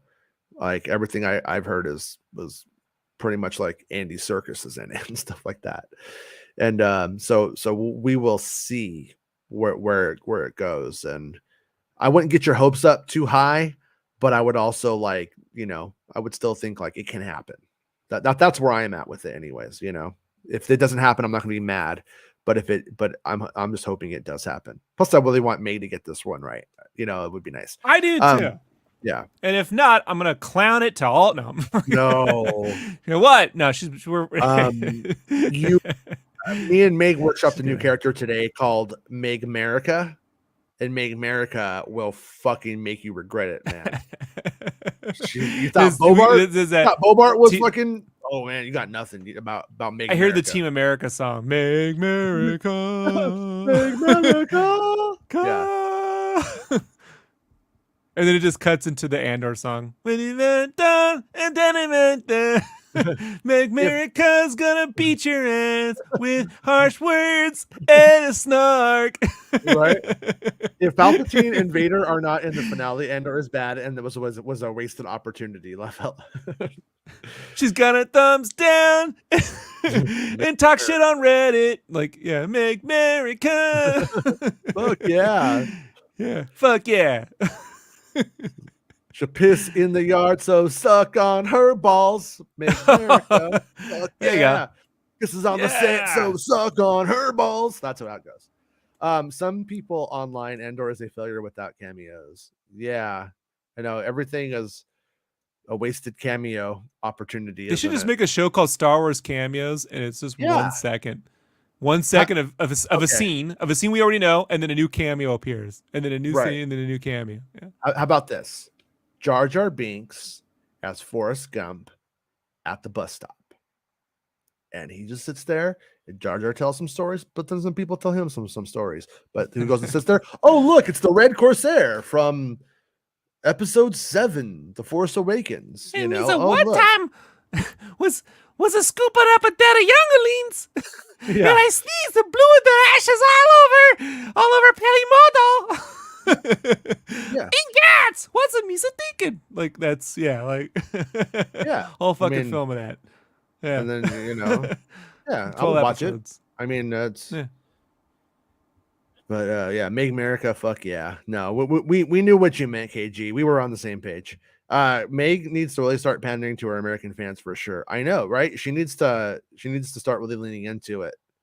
She needs to start telling me about my reproductive rights. And oh wait, is this something? You have the right to jizz in a cup for money, Jason. That's your right. See, they still allow that, right? No one's taking that right away. There's this photo. There's a photo, and it says it's a guy's shirt, and it says the mayor from Jaws is still the mayor in Jaws 2. It is so important to vote in your local elections. I know. It's been going on for a while, but yeah, it's a good one. It's a good example. It's true. Yeah. I thought the real trick would have been if he was also the manager at the SeaWorld in the third one. Like he's everywhere he goes, he just lets a shark attack happen. Yeah. Well, that's why I took over this SeaWorld. I mean, nothing could possibly fucking happen here. Oh my God. Yeah. Kieran says, I hope Andor finale is as good as the last 15 minutes of Rogue One. And yeah, I kind of think I'm curious if this finale is going to be like a big bang, or if it's just going to be like, what the fuck's next? Or like, here we go, like into the next thing. Like, I'm curious if this show is truly like season 1 and season 2, or if it's just 24 episodes of one thing.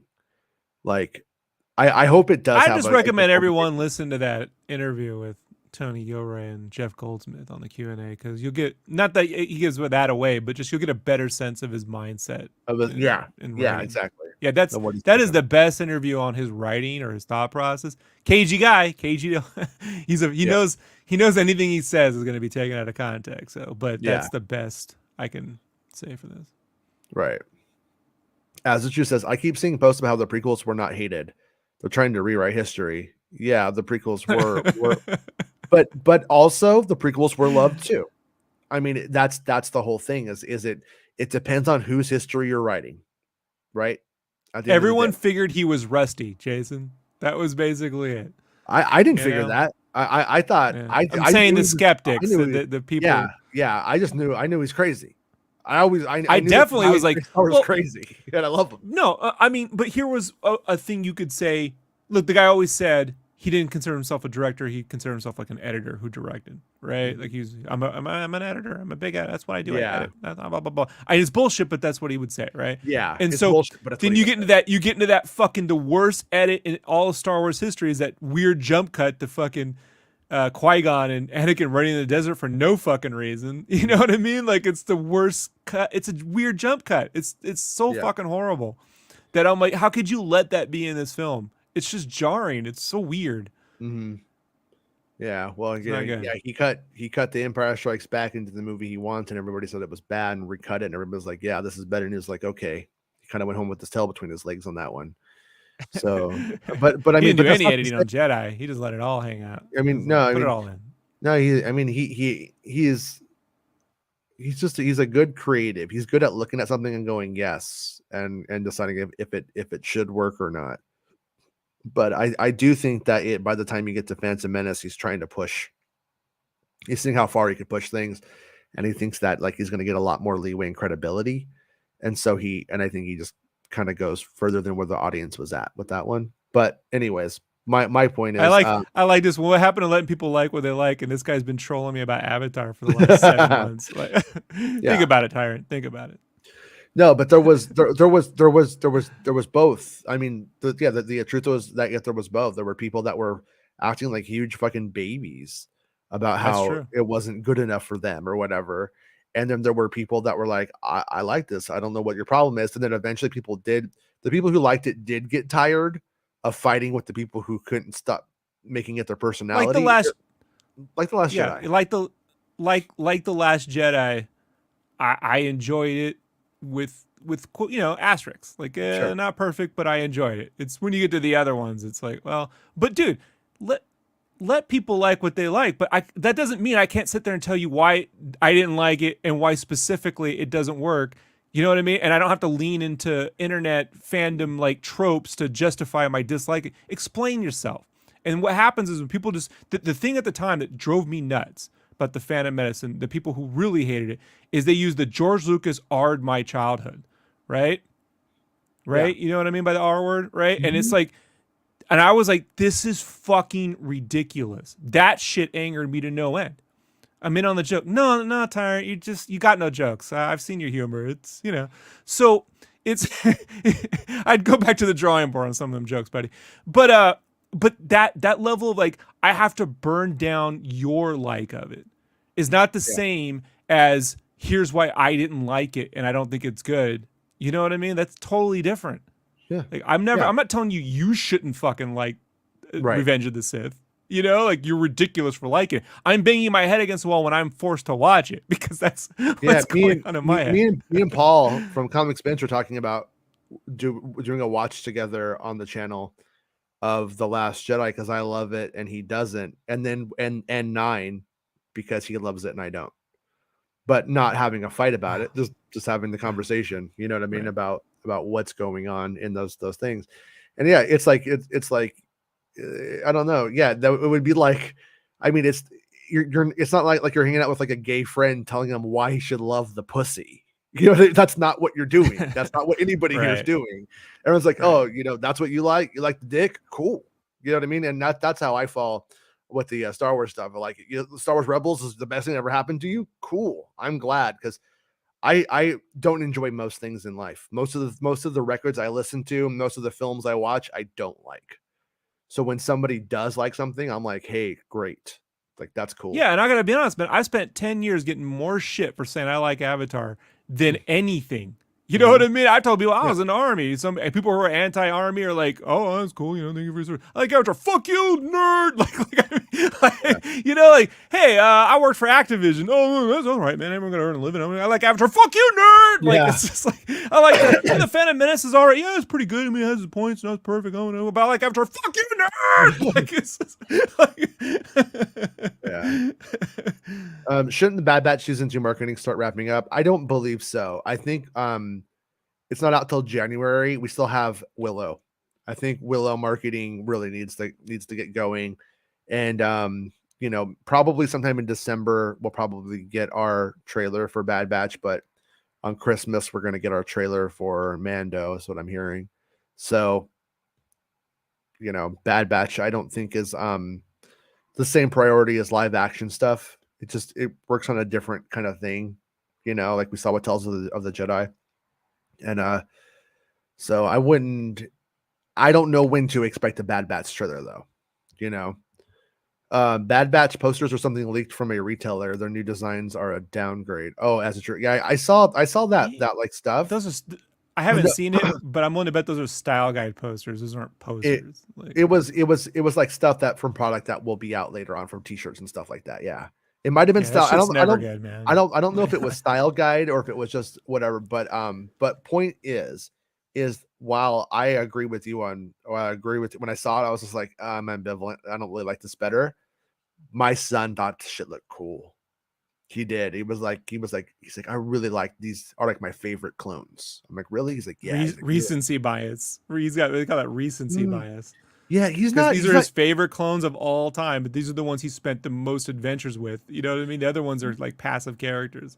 No, he's seen like all of the Clone Wars like a few times, and he's seen Rebels. He's seen all of the animated. Yeah, but he hasn't been able to go 16 continuous episodes on missions with the same clones. But, you know what I mean? Like, when you do that, then you're like, oh, that's probably my favorite clones ever. It's like, well, I'm not. He likes saying like remember when we were kids how we thought Rambo's bandana was cool? That's his point of reference for it. All bandanas are cool, bro. Right. Turtles bandanas, Kino's bandana, all the bandanas in Big Trouble Little China. and that's his point of reference for the bandana. He doesn't have it anywhere else, like in animated form anyways. And he doesn't like Cobra Kai. He doesn't hate it, but he just never is interested in it. Terrence says, I would never say the Phantom Menace ruined my childhood. Was it the first film? I hugely anticipated the movie. I waited forever for a sequel for come along and disappointed me on nearly every level. Yes. Okay. Yeah, but people to pretend like he didn't feel that way is crazy to me. Like it was hated. Yeah. I mean, Entertainment Weekly gave it a C+ or C- somewhere around there. Like Entertainment Weekly, bro. Like it doesn't get any easier to get a bonus. Actually, overall, it was reviewed hugely positively by the press. Maybe they were afraid to give it a bad review, thinking that they were out of step with mainstream audiences. But like, what's his name? Was it Ebert? It's like gave it like 2 thumbs up and all that kind of stuff. Like it mostly, upon its initial thing, had like really positive reviews from the mainstream press overall, and then it was like the internet, like the Ain't It Cool news types that were like, "This movie sucks," this movie. But Harry Knowles said Misa love it. Like, yeah, it was the talkbacks that took over, right? Yeah. But there were I think like the first kind of like this movie's not for all of us stuff was in the articles on Any Cool News though too. Like there were people who like said like I saw it and it's really not for me. It's not that good. My buddy who passed away last year, Chris, he was in the army with me at the time. And me and all he's 12 years older, so he saw 77 when he was 12 or 11 or something. And so like and he was the one who was like, "It's not good, man." And I was like, "No, see, you gotta." And I did all the things you guys do with the story and the fascism and the taxations based on the Hawaiian princess. I did all that bullshit. And he's like, Yeah, it's more Return of the Jedi, only worse, and I'm just not into that shit. You know, I And when was watching anybody Blade says Runner. that, it's like more Return. I'm like, it's fucking Yeah. awesome. And Return eventually, of the I was like, Jedi. Come by on. Attack of the Clones, I'm like, he's 100% right. He was right. No, He was no. right. More Return of the He was Jedi. right. Endless Return of the Jedi. No, Just that's what Boba Fett is. It's no, endless it's Return not. of the Jedi. No, it's not. No, Book of it's Boba not. Fett. No. It is. It's It's got Return Bib of the Jedi Fortuna. It's got Salicious Crumbs. Salacious. Salacious. That's some fucking goddamn respect for Return of the Jedi. Desalicious Crumbs. Return Ron of the Jedi Desalicious. built the Jabba's palace set and decorated it.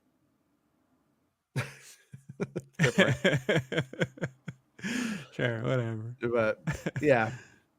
No, I mean that's like kind of like the funny thing about it is like it does have like if you told me about it as a guy who loves Return of the Jedi, I was like, fuck yeah, dude.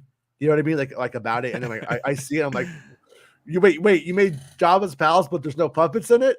The only reason I care about Jabba's palace is because the motherfucking puppets are in it. 100%. It's like, what are you doing, John fucking No, Favreau? and it's not even dirty. It's a clean empty tank space. I know, man. It's a weird decision to make. Yeah. It's a weird decision. I did like that little robot, that little rabbit chef though. That was kind of fun. But King Chris says, random question. Do you guys remember Echo the Dolphin? I do remember Echo the guy who Dolphin. created that literally was high on LSD, like when he was Sure. pitching all that shit. It was a kind of a goof, and then they made it. But Yeah. Yeah, he's super. Yeah. I had a girlfriend who had a Sega Genesis, and that was the only game that she had. And I actually bought her a copy of that when she found a Genesis at a thrift store. She's like, I want to play that game. And I actually found Echo at like a game store. I was like, here you go. Just super happy about it. I'm like, this game sucks. Nick says Return of the Jedi is the best Star Wars film ever. I agree with you. That's the best costumes. My son I'll let you have your day. You know? My son says it's the best because of Lando's scream. Yeah, it is pretty good. Lapty Nick over Jedi rocks all day. You know, I don't care. I'll fucking Lapty Nick. I'll Jedi rocks it. I don't care. I'm cool with both. I think they both suck equally in good ways. Jedi King Chris says the game was so hard for me when I was a kid, but I always thought it was so freaking cool. Really? Yeah. What was the game you loved, no one liked, and kind of still don't like to this day? There had to be. We all like something everyone hates. That game that you helped me find the other day on Nintendo. Which game was that? The 8-bit NES, original NES game. It was like something's like Klaus's house or some shit. I can't remember what it was called though. Mylon's Secret Castle. Mylon's Secret Castle. Yeah. Mylon's Secret Castle. Mylon's. Yeah, Mylon. Like after that day when we were talking about it, like I watched like reviews of it on YouTube. Nobody likes the game. I liked it though a lot as a kid. I'll tell you the game. It's gonna seem like a cop out. No, actually, okay. I'll tell you the game I loved. No one liked. It was Dragon Warrior. No one I knew wanted to play that. I love shit. Dragon Warrior. I played. I beat everyone I knew couldn't fucking stand that shit. But wasn't Dragon Warrior given out for free with like a magazine subscription to something back in the day? They ended up having it. So what happened was that game was a huge success, obviously in Japan. They took so long bringing it over to port that the third game, Dragon Quest III, was released in Japan when Dragon Quest I was released here. And it's just, there's a lot of stuff in Dragon Quest I which are like proof of concept. They're not finalized. So they had a giant, it did not sell well at all. So this giant inventory of Nintendo cards, and Nintendo didn't know how to do it because they published it, right? Yeah. In America. So Nintendo just gave it away with subscriptions to Nintendo Power, which is how I was finally able after, I had the first issue of Nintendo Power they gave me because we had a fan club, and then I wasn't ever to. And I was mad. Yeah, so I had that first issue of Nintendo Power, could never convince my dad to get me a magazine subscription, even though he had a million magazines. He didn't want me to have a magazine. But when the game was for free, it took 3 years, but it was like, when that game was packaged, I'm like, look, it's a free game. Like, it comes with it. How could you? And he's like, so. Yeah, he thought maybe it was like one of those 10 cents for 5 CD scams that would come later on, something like a Maxwell House kind of thing or something, maybe. Probably as a parent. No, but it just came and it was great. Oh, okay. Yeah, I got the first Nintendo very early, and in it was just like, send us this postcard back and you'll be part of like the Nintendo Fun Club. was like, okay. Yeah, that's what my daddy got the first one Yeah. at launch. So I fucking did it, Christmas of and then I 85 sent it, and then so when Nintendo Power came out, they just were sending me the first magazines for like free. They just wanted to get me like into it. So The first one remember- you got sent for free, but Yeah. after that you had to subscribe. yeah, it was good. Yeah, that's what happened to me, but my dad wouldn't do it. Yeah. It's so frustrating when my dad would receive 50 magazines. Bro, I'm telling you, every Guns and Ammo, Popular Mechanics. My dad had everything in the house because he didn't want me going anywhere. Read the magazines. I'd like to read Nintendo Power. Nope. I was like, well, why? Like, just because, Jason. Just because I wanted it. I learned. That's why when you're like, aren't you excited about shit? Nah, I learned to not be excited about shit a long time ago. And when it's here, then I'll be excited. Yes. Gerald Jones says, I remember when New Up came out. I love the Cantina, all those aliens. Then Empire Strikes Back came out, and everyone was disappointed. They had to wait for the next film. Still my favorite though. Yeah, as a kid, the first time I ever saw A New Hope was on Select TV, and it was scrambled due to an error, and it just came on with the Cantina scene, and I was like, "This is my movie. This is what I want." So I told you my story. thank you for the super chat, dude. The first episode I was on, you asked me what my first memory of Star Wars was. And I know for a fact I went to Empire because my uncle told me, and I believe him, but I was too young to remember.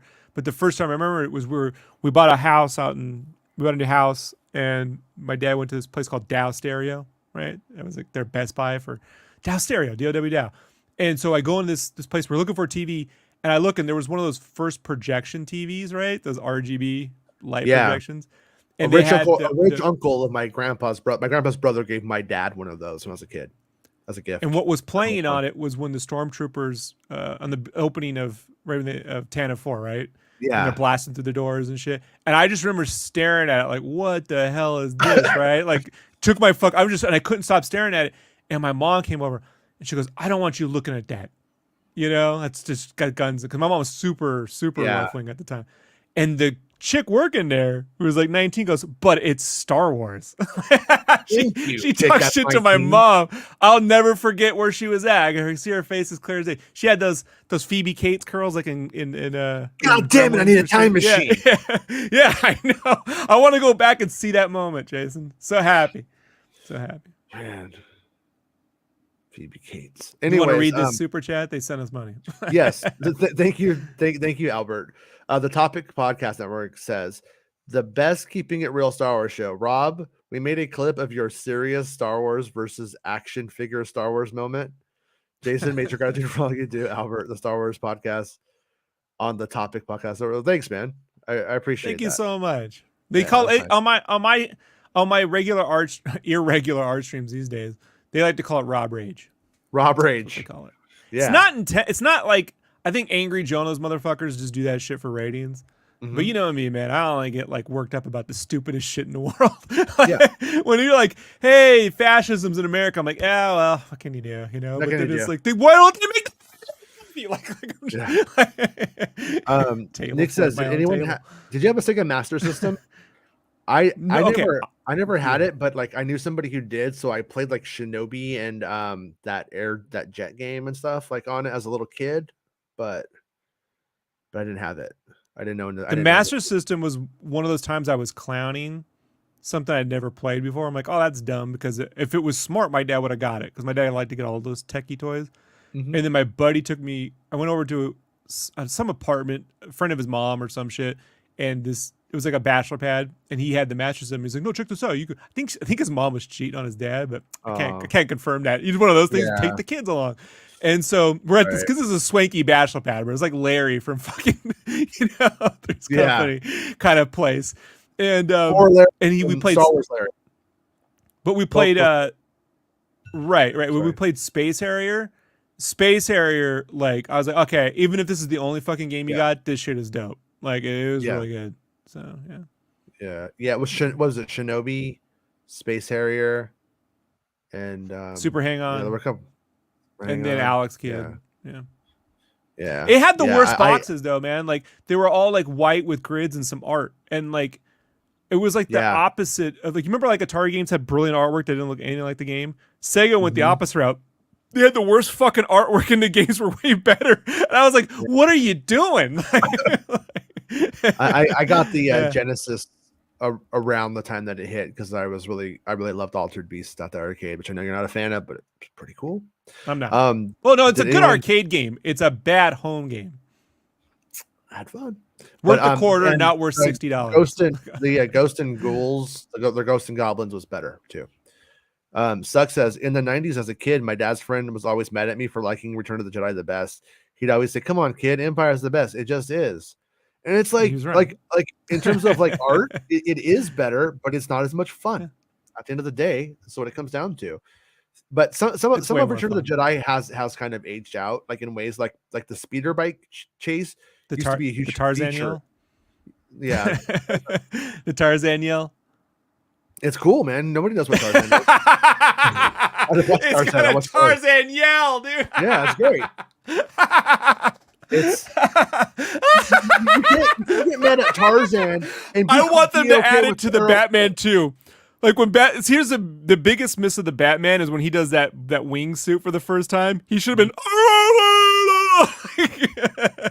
Yeah, you're right.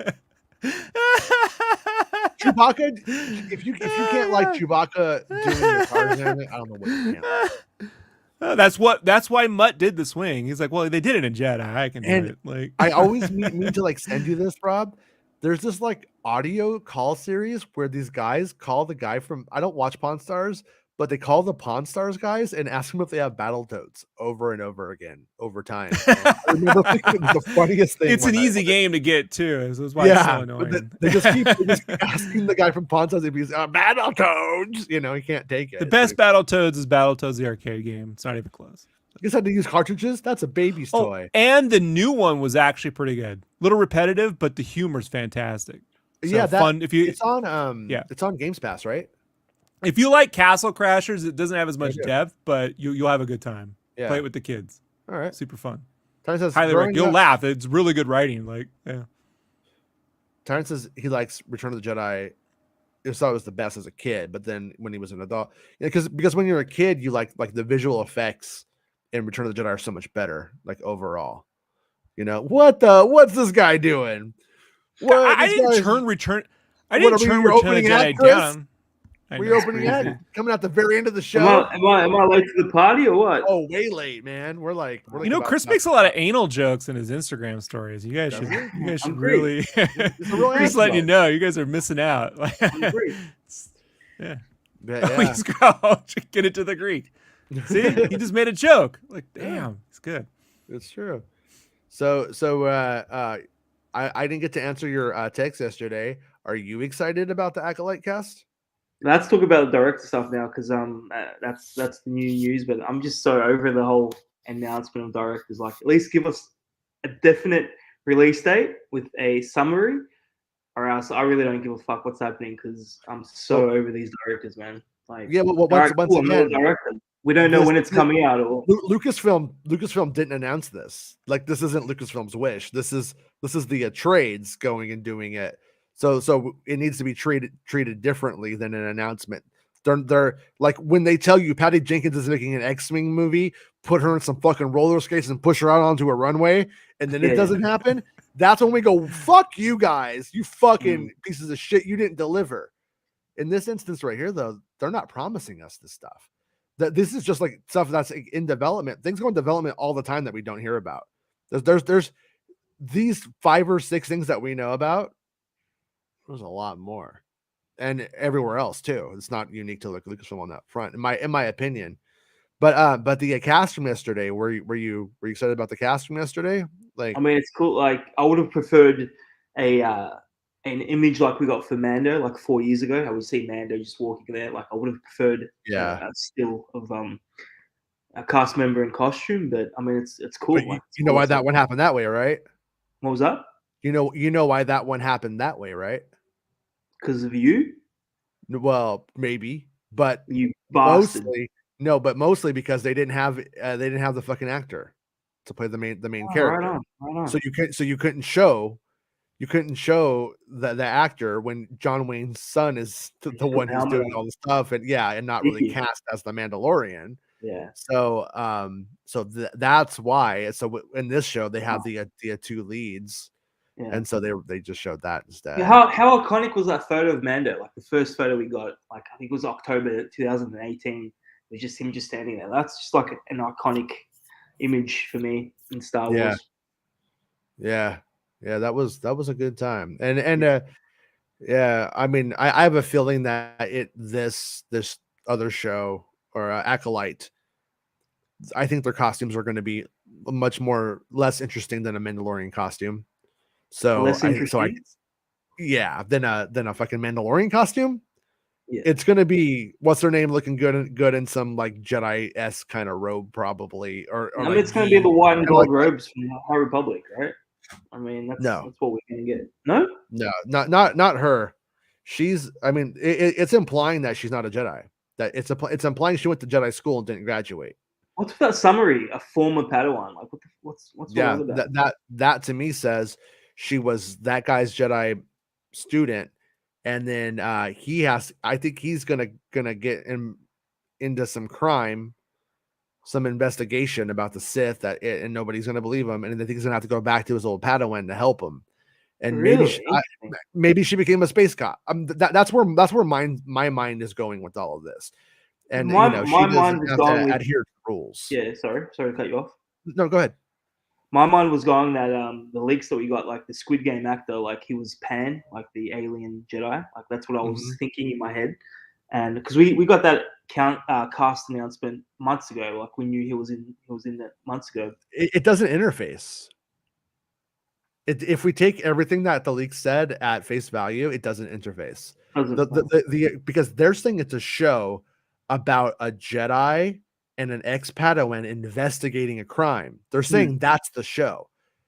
So that could be a lie, I suppose, or a ruse, but that would be fucked up if they did that. Yeah, and then so they say that the Jedi and the Padawan show up there, and then they get killed by like episode 4. Yeah. But I actually thought the leak premise was way more cooler than the summary. Like, but my guess is that if the leaks weren't talking out their ass. My guess is that the Jedi does show up with the Padawan, and they are investigating what's going on there, and that what we learned about that story is just one of the focuses of what they're trying to uncover. Because this little girl has now gone from this village into like a Sith contest somewhere, and they don't know they're trying to solve what's going on here. But she's not a little girl.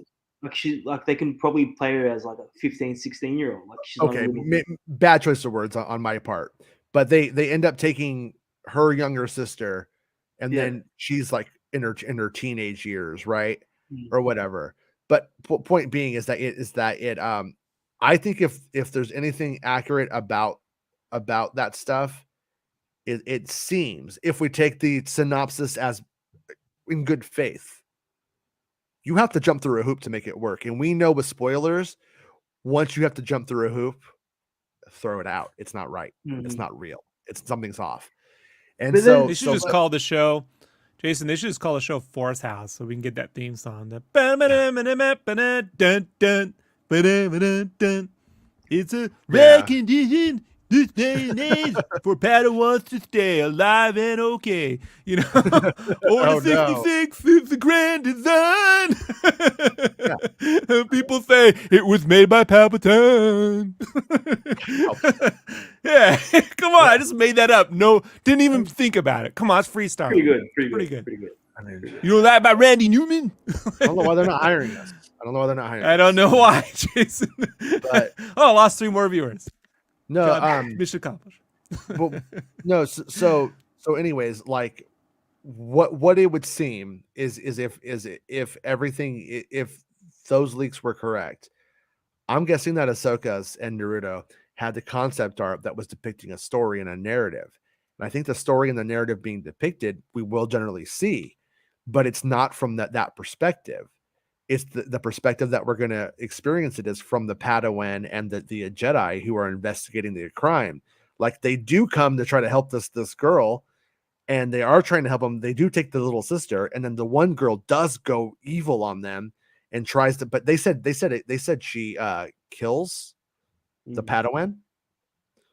But also, if you remember, like when it came down to anticipating what violence meant on Tales of the Jedi, Dooku was like beheading somebody, like and stuff like that. So I'm just looking at how they interpreted certain cues that they didn't have the full picture on. They took it to the fullest, and then they had to pull back. Can we And just give them credit? Because I think they were spot on about all the Tales leaks. Like they were pretty spot on about all that. But remember, I give them complete credit on getting all of Tales of the Jedi. But remember, they did a second pass on Tales of the Jedi. Remember, on the first pass, they said a bunch of things that were like jumping the gun.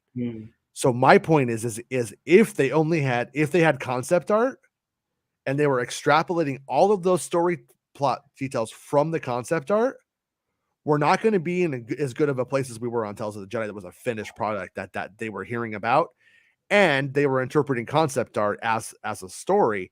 But once again, the concept art may just be depicting a beeline story in the whole thing, and it's really about two Jedi cops out in what they're investigating and what they might have had some of that stuff, and they also said that the Padawan died, which makes the whole thing not work. Makes the whole thing not that Padawan comes back and then they kill her. That makes the whole thing not work. So, but if we want to make it work, we actually have to erase that. My point is, I'm not trying to throw any thing at them. I'm not saying they're fakers or that they were doing anything like nefarious, but there's a chance that stuff is all not accurate or the slant is very off. I would prepare myself for that eventuality. Do we agree that the two actors in the photo are the Padawan and the Jedi Master? Because that's where I'm definitely. That is the implication. Yeah, that's what I'm. That is the implication. Is that the Squid Game guy is the Jedi, and Bodies girl is the Padawan, the ex Padawan. And when they say ex Padawan, that makes me think it's somebody who had a fundamental disagreement with the Jedi Order, and she got the dark side, or what is it's still respected. But what's interesting about it is when you think about what that would mean, if you have somebody who left the Jedi Order for ideological reasons and is investigating a Sith cult, essentially, that would make her primed to become a part of it eventually, right? There would be a pull there. And I'm also kind of wondering if it's going to be a situation where like Squid Game's trying to tell the Jedi there's something going on here. They're not believing it. So he calls in his old Padawan, sends her in to investigate because he can't. And then as that goes, maybe they get sucked into it. Maybe she even has to eventually pose as being an apprentice, somebody who wants to become one to try to uncover what it is. Maybe the guy doesn't come out straight up and say, who wants to be a Sith? Do you want to be a Sith? Maybe it's not. Maybe it's like, this is looking like Bill Murray comes out. Anyone want to be a Sith? Anybody with Sith? Yeah. Anyone seen a Force ghost? because remember, it's supposed to be like a mystery thriller. They're trying to solve a mystery. So what they're calling it is not how the leaks were presented. Now, do you agree Star Wars disagrees with me. Star Wars thinks it all interfaces, and she brings up some shitty stuff about season 2 of Mandalorian where they're like, oh, it's about him trying to find the Jedi or something. You know, do you agree that the leaks sounded like pretty badass though? Like the leaks when I was reading it, like the story sounded amazing. Like the premise of the show sounded great with the leaks. And now it's but like I said, I think what they had is a component of the story, but not the story. So that girl's doing that. That girl's in that village. Her sister is taken. Her village is raided and everybody is killed. And she is angry, and then she disappears. And they're For all we know, man, we see those in snippets edited together the way you saw Andor's past edited. You know what I mean? That's stuff that was filmed or storyboarded. It doesn't mean it's going to be presented in a straightforward narrative sense. You know, like And they may film. They may film that whole thing straight out, like it is. This is the show. This is it. But really, we're going to see that part broken up as she is figuring out what all of this stuff has been and what the narrative. That could be the case. But once again, we're having to jump through these hoops to make it work. Yeah. And usually Occam's razor, it's usually the simplest explanation is the most likely one. And in this, like, we're having to work a little bit hard. Hopefully I could talk to them at some point and see what they say. What do they think? Like, where are their heads at, and stuff like that, because they may, It's going to be a long like wait. I mean, we're not going to get this show until like Yeah. late 2023, 2024 earliest. Well, it's So filming we're now, wait. but it's filming now. Yeah. So between the general stuff, we usually get some stuff that comes to Yeah. us now. So we will have some. I think we'll have some indication. Usually when they do that kind of thing, like Bestman was telling me yesterday, like for like the superhero films, they know they're going to film like Aquaman outside or something. They'll show Yeah, yeah. Aquaman. Yeah, And then they yeah, went yes. and did that. Batman. So that's probably like Yeah. Carrie Ann Moss is probably going to be out there, but they didn't give us the costumes or anything. But I was like looking at it like Carrie Ann Moss is somebody who could literally be a fucking wise Jedi Master, or she could be the next Sith Lord. Mm. That's All my black. take on it. Yeah. Yeah, I can see her being. Or she's voicing a Jawa that just steals their stuff. So that's a whole thing. Sells it back to them. Yeah. Topic Podcast, another 5. Thank you, Topic Podcast Network. I appreciate it. To everyone, Eclipse, Acolyte, Survivor, Ahsoka, Skeleton Crew, or Mando Season 3. What are you guys the most excited for in that list? Eclipse, Mando Acolyte, Season 3. Survivor, Skeleton Crew. I think for me it's Skeleton Crew. Skeleton Crew. If I could see or play one of these things right now in totality, I probably would go Skeleton Crew. That's the one that I feel like is just going to be a good time. Well, yeah. Mando Eclipse is Season 3. going to come out in like 7 years' time. Who knows what's going to happen, So you guys are both Mando Season 3? Mando 3 for me. Yeah. I would go something new personally. I would go Skeleton Crew. Ahsoka is a show that like it really made Jason's me, the guy. Hold on. Jason's the guy that when we go to 7-Eleven has to try like kiwi Slurpee instead of just getting the tried Coke or cherry. You know what I mean? And he gets stuck with something he doesn't quite like, but he's going to stick with it. Leave him alone. He likes to experiment. So No. it's I'm Hungarian. We don't let go. One time I tried the devil's grass, and I went to 7-Eleven, and they had a Captain Crunch Slurpee. Ooh. I knew it. It was so disgusting. You couldn't, and I was so good. Oh, I threw it up after. I threw it up. It was awful. See, Chris, I'm the guy trying to warn his friend, stick with the tried and true. Yeah, no. True. If I can only pick one, stick with the tried and true. Just tell him. Dude, if Chris tried with the tried and true, he wouldn't know about butt sex, right? Right, Chris? I'm Greek. I can't help it. Man, I'm staying out of that one. You too. I can call it Greek style for a reason. It sounds like too, like there was some stuff recently about Eclipse. It doesn't like Eclipse has actually moved at all. So I'm Eclipse is something that that company sounds like it's not in a place to make a Star Wars game. And then Acolyte, I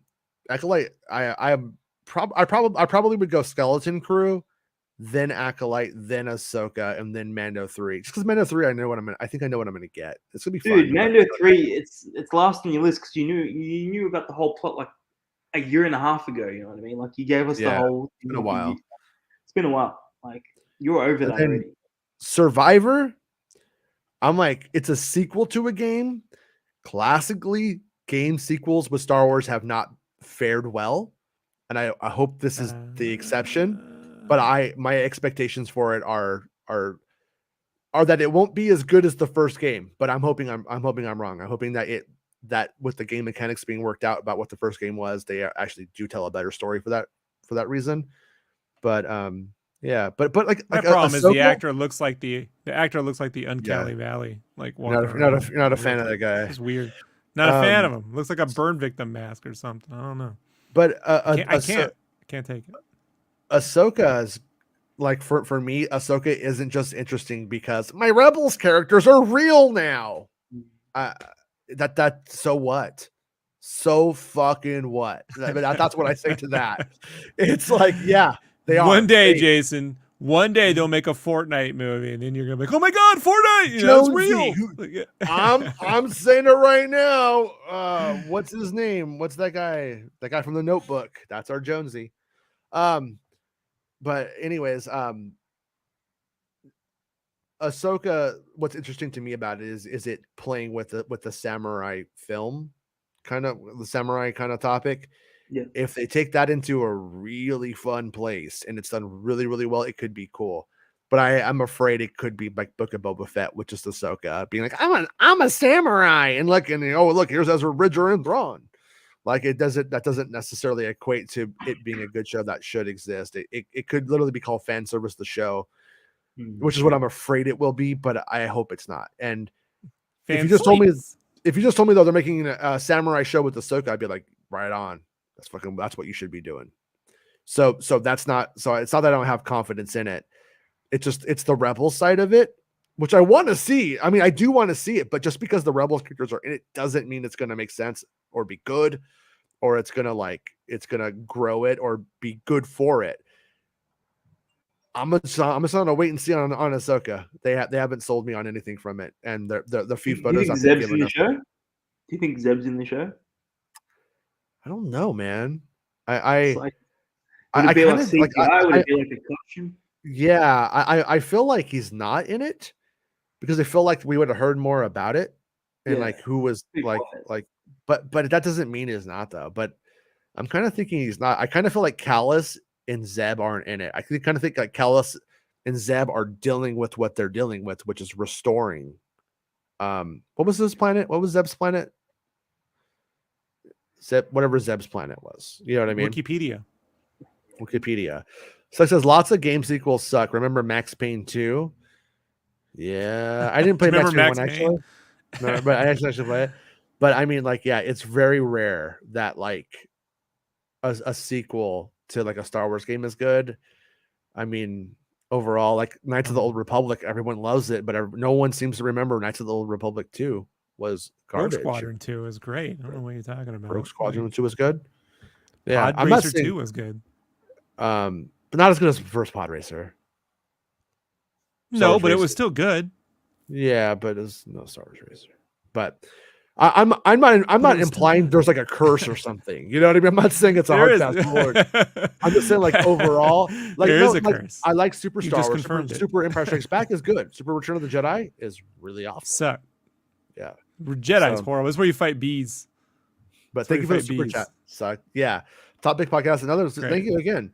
Hypothetical Star Wars Explorer photo real game. See Star Wars Explorer, perhaps made with ILM, where we simply observe flora, fauna, thoughts. Love the show, Star Wars Podcast. Thank you again. I appreciate the support.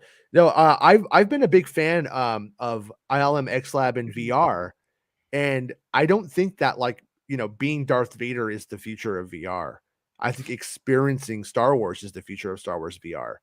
Being able to become a Star Wars anthropologist and go to Kashyyyk and watching Wookiees and doing things like that would be way more fascinating, way more chill and euphoric to me than, oh, here I go, I'm choking the Wookiees as Darth Vader. I would rather explore high quality environments. I think that's so long as Zuckerberg is in charge of VR, bro, the future of VR is just legless, fucking lifeless environments. He's not. Good thing he's not in charge of VR, and everything he does in VR is stupid. And everything else everybody else does is fucking cool. But so yeah. But anyways, Chris, did I miss any of the super chats, or did I? You missed one more. I think the Topic Podcast Networks. I don't think we spoke about it. I think it was the $20 one. Oh, I apologize. No, we covered that. We didn't get that one. We got that one. Okay. We did. That's where he complimented me. Yeah. Oh yeah. It was nice. And I think thanks again for the support. I appreciate it a lot. Where we simply observe flora, fauna, etc. Thoughts. Love the show. Yeah. I mean to make Rob happy here. That's what I want for Avatar as well. Something that look especially how good Avatar looks when VR can look like the Avatar movie looks now, Like that's going to be fucking amazing for Avatar and Bro, for home Star Wars. consoles don't look like the Avatar movie. I know, now. I know. People I think said they do. They when. don't, but that's No, ridiculous. Okay. when, which it will happen. We will get there. The singularity. I don't know. Here's the problem. As we've gotten more and more, ever since the Wii, there is a component of technology that is becoming less and less powerful as the way in. And with silicon and everything becoming more expensive, I got to wonder, man, if more power and more fidelity is not our future in video games, as much as we'd all like to think.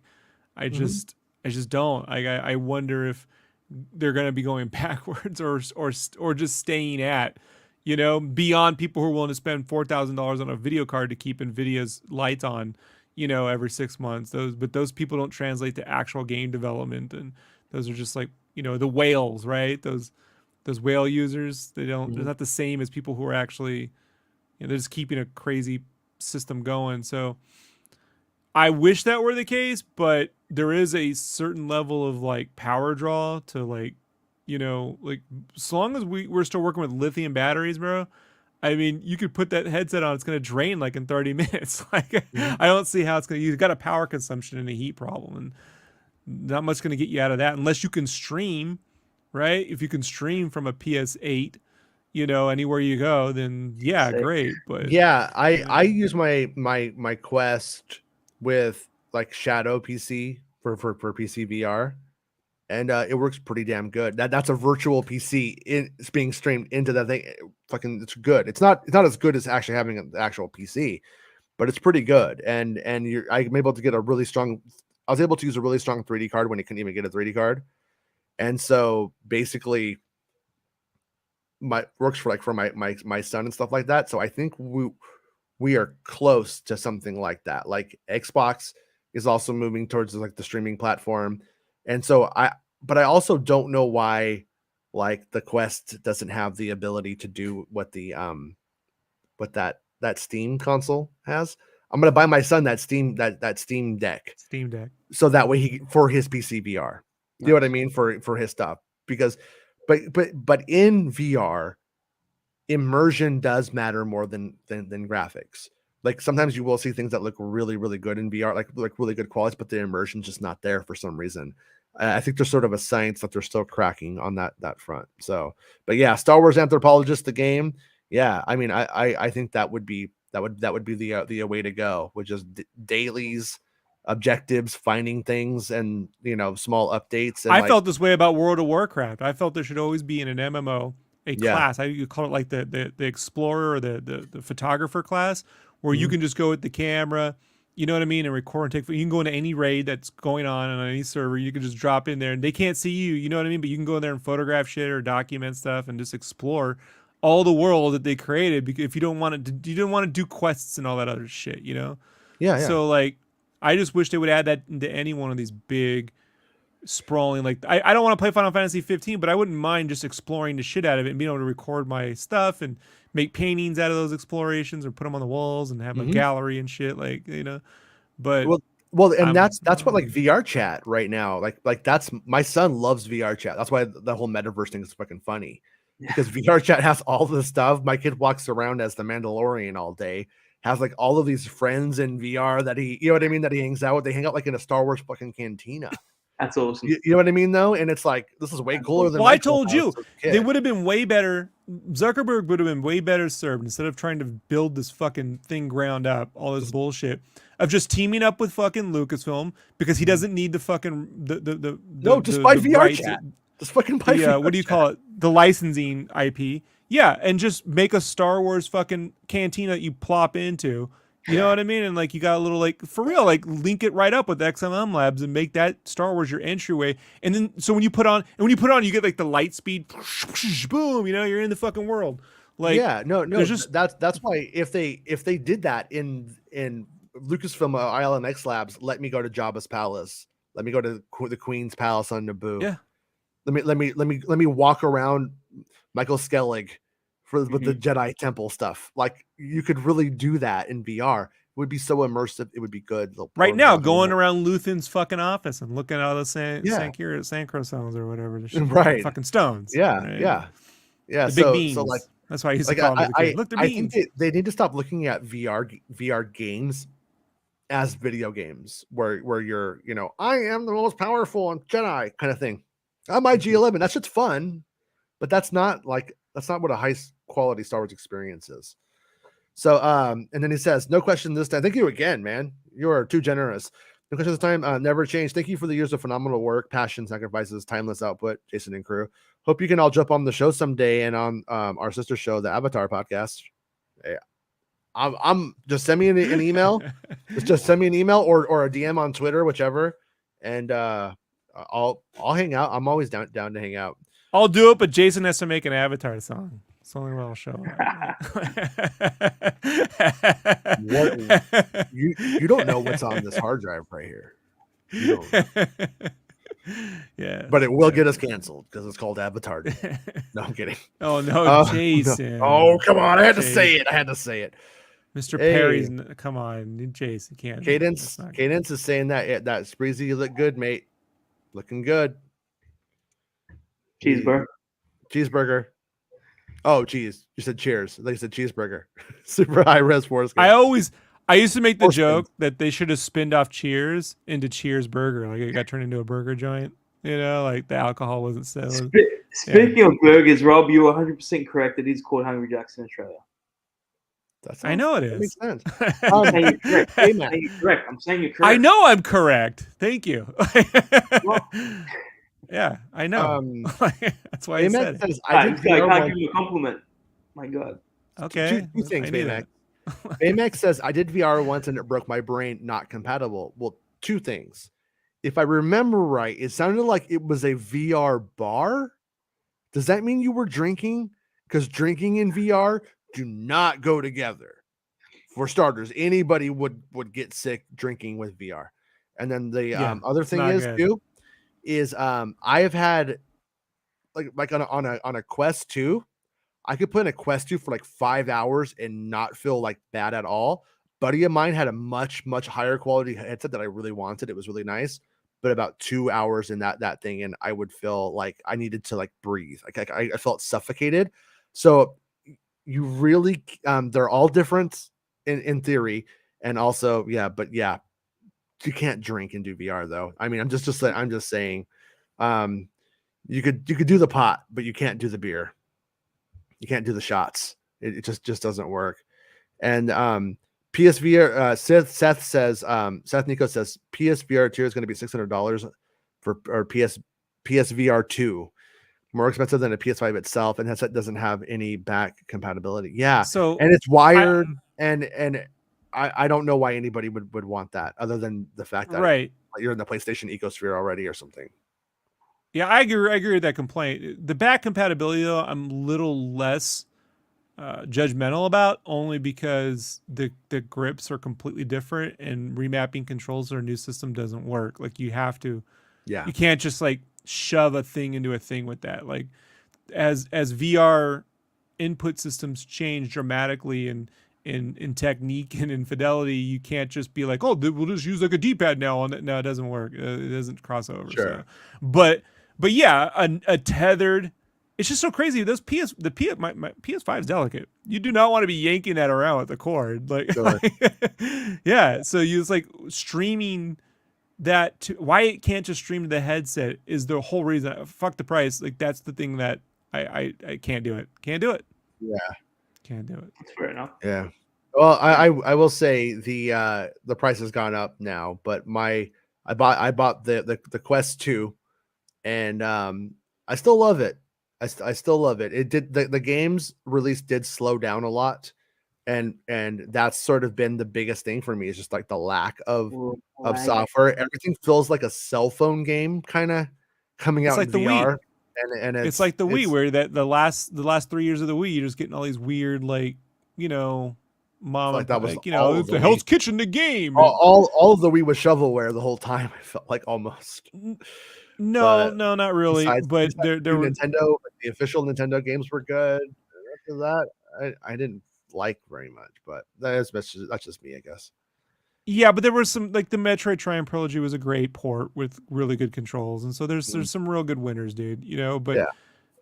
But at this point, I just don't like it when we get into a hardware race, because then you're in the PC sector where you're like, I just spent $4,000 on this card that lets me play a game at 20 frames faster. Like, I don't. Who doesn't want that? Typically console gamers, you want the games, man. You want the games. So it's like, if there aren't games, then there's no reason to buy the hardware. Like, that's I'm with you. Like, I like for things to keep pushing forward and getting better and stuff like that. But I also think that a lot of it is relative. Like, relative deprivation comes to mind here when you have like people like, well, oh, but this thing could be so much better on this. It's like, yeah, but is it fine? Is it fun right now? Then it'll get you by.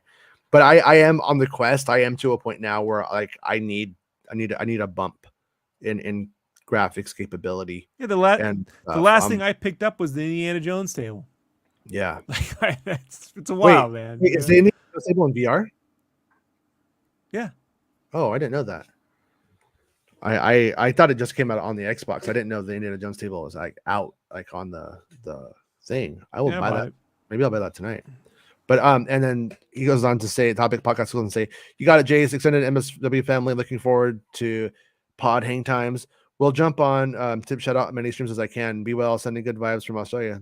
Thanks, man. Yeah, and we'll definitely hang out. I'm down. And once again, thank you for the support. I appreciate it a lot. Like, just send me a DM or an email or something like that. However you want. Just send it, send it to me and I'll get it, and we'll figure something out. Tyrant says, but the Vive grips are completely different than the 100 other headsets that are supported on Steam, but they have a way to support those headsets and controllers. Yes, overall, the Steam's experience in VR I think is pretty good. Like, overall, like their Steam VR and stuff like that. Like, I don't have any major complaints. There's a really good cantina on Steam VR too that you can hang out in for the little Steam VR waiting room. Somebody like made it. It's about 80% complete. It's pretty good though. But Asatru is waiting for XLab to announce their next Star Wars game. Yeah, like I said, I want more experiences than like, here I am being Darth Vader. Like, the Darth Vader thing is they did that and it was really good.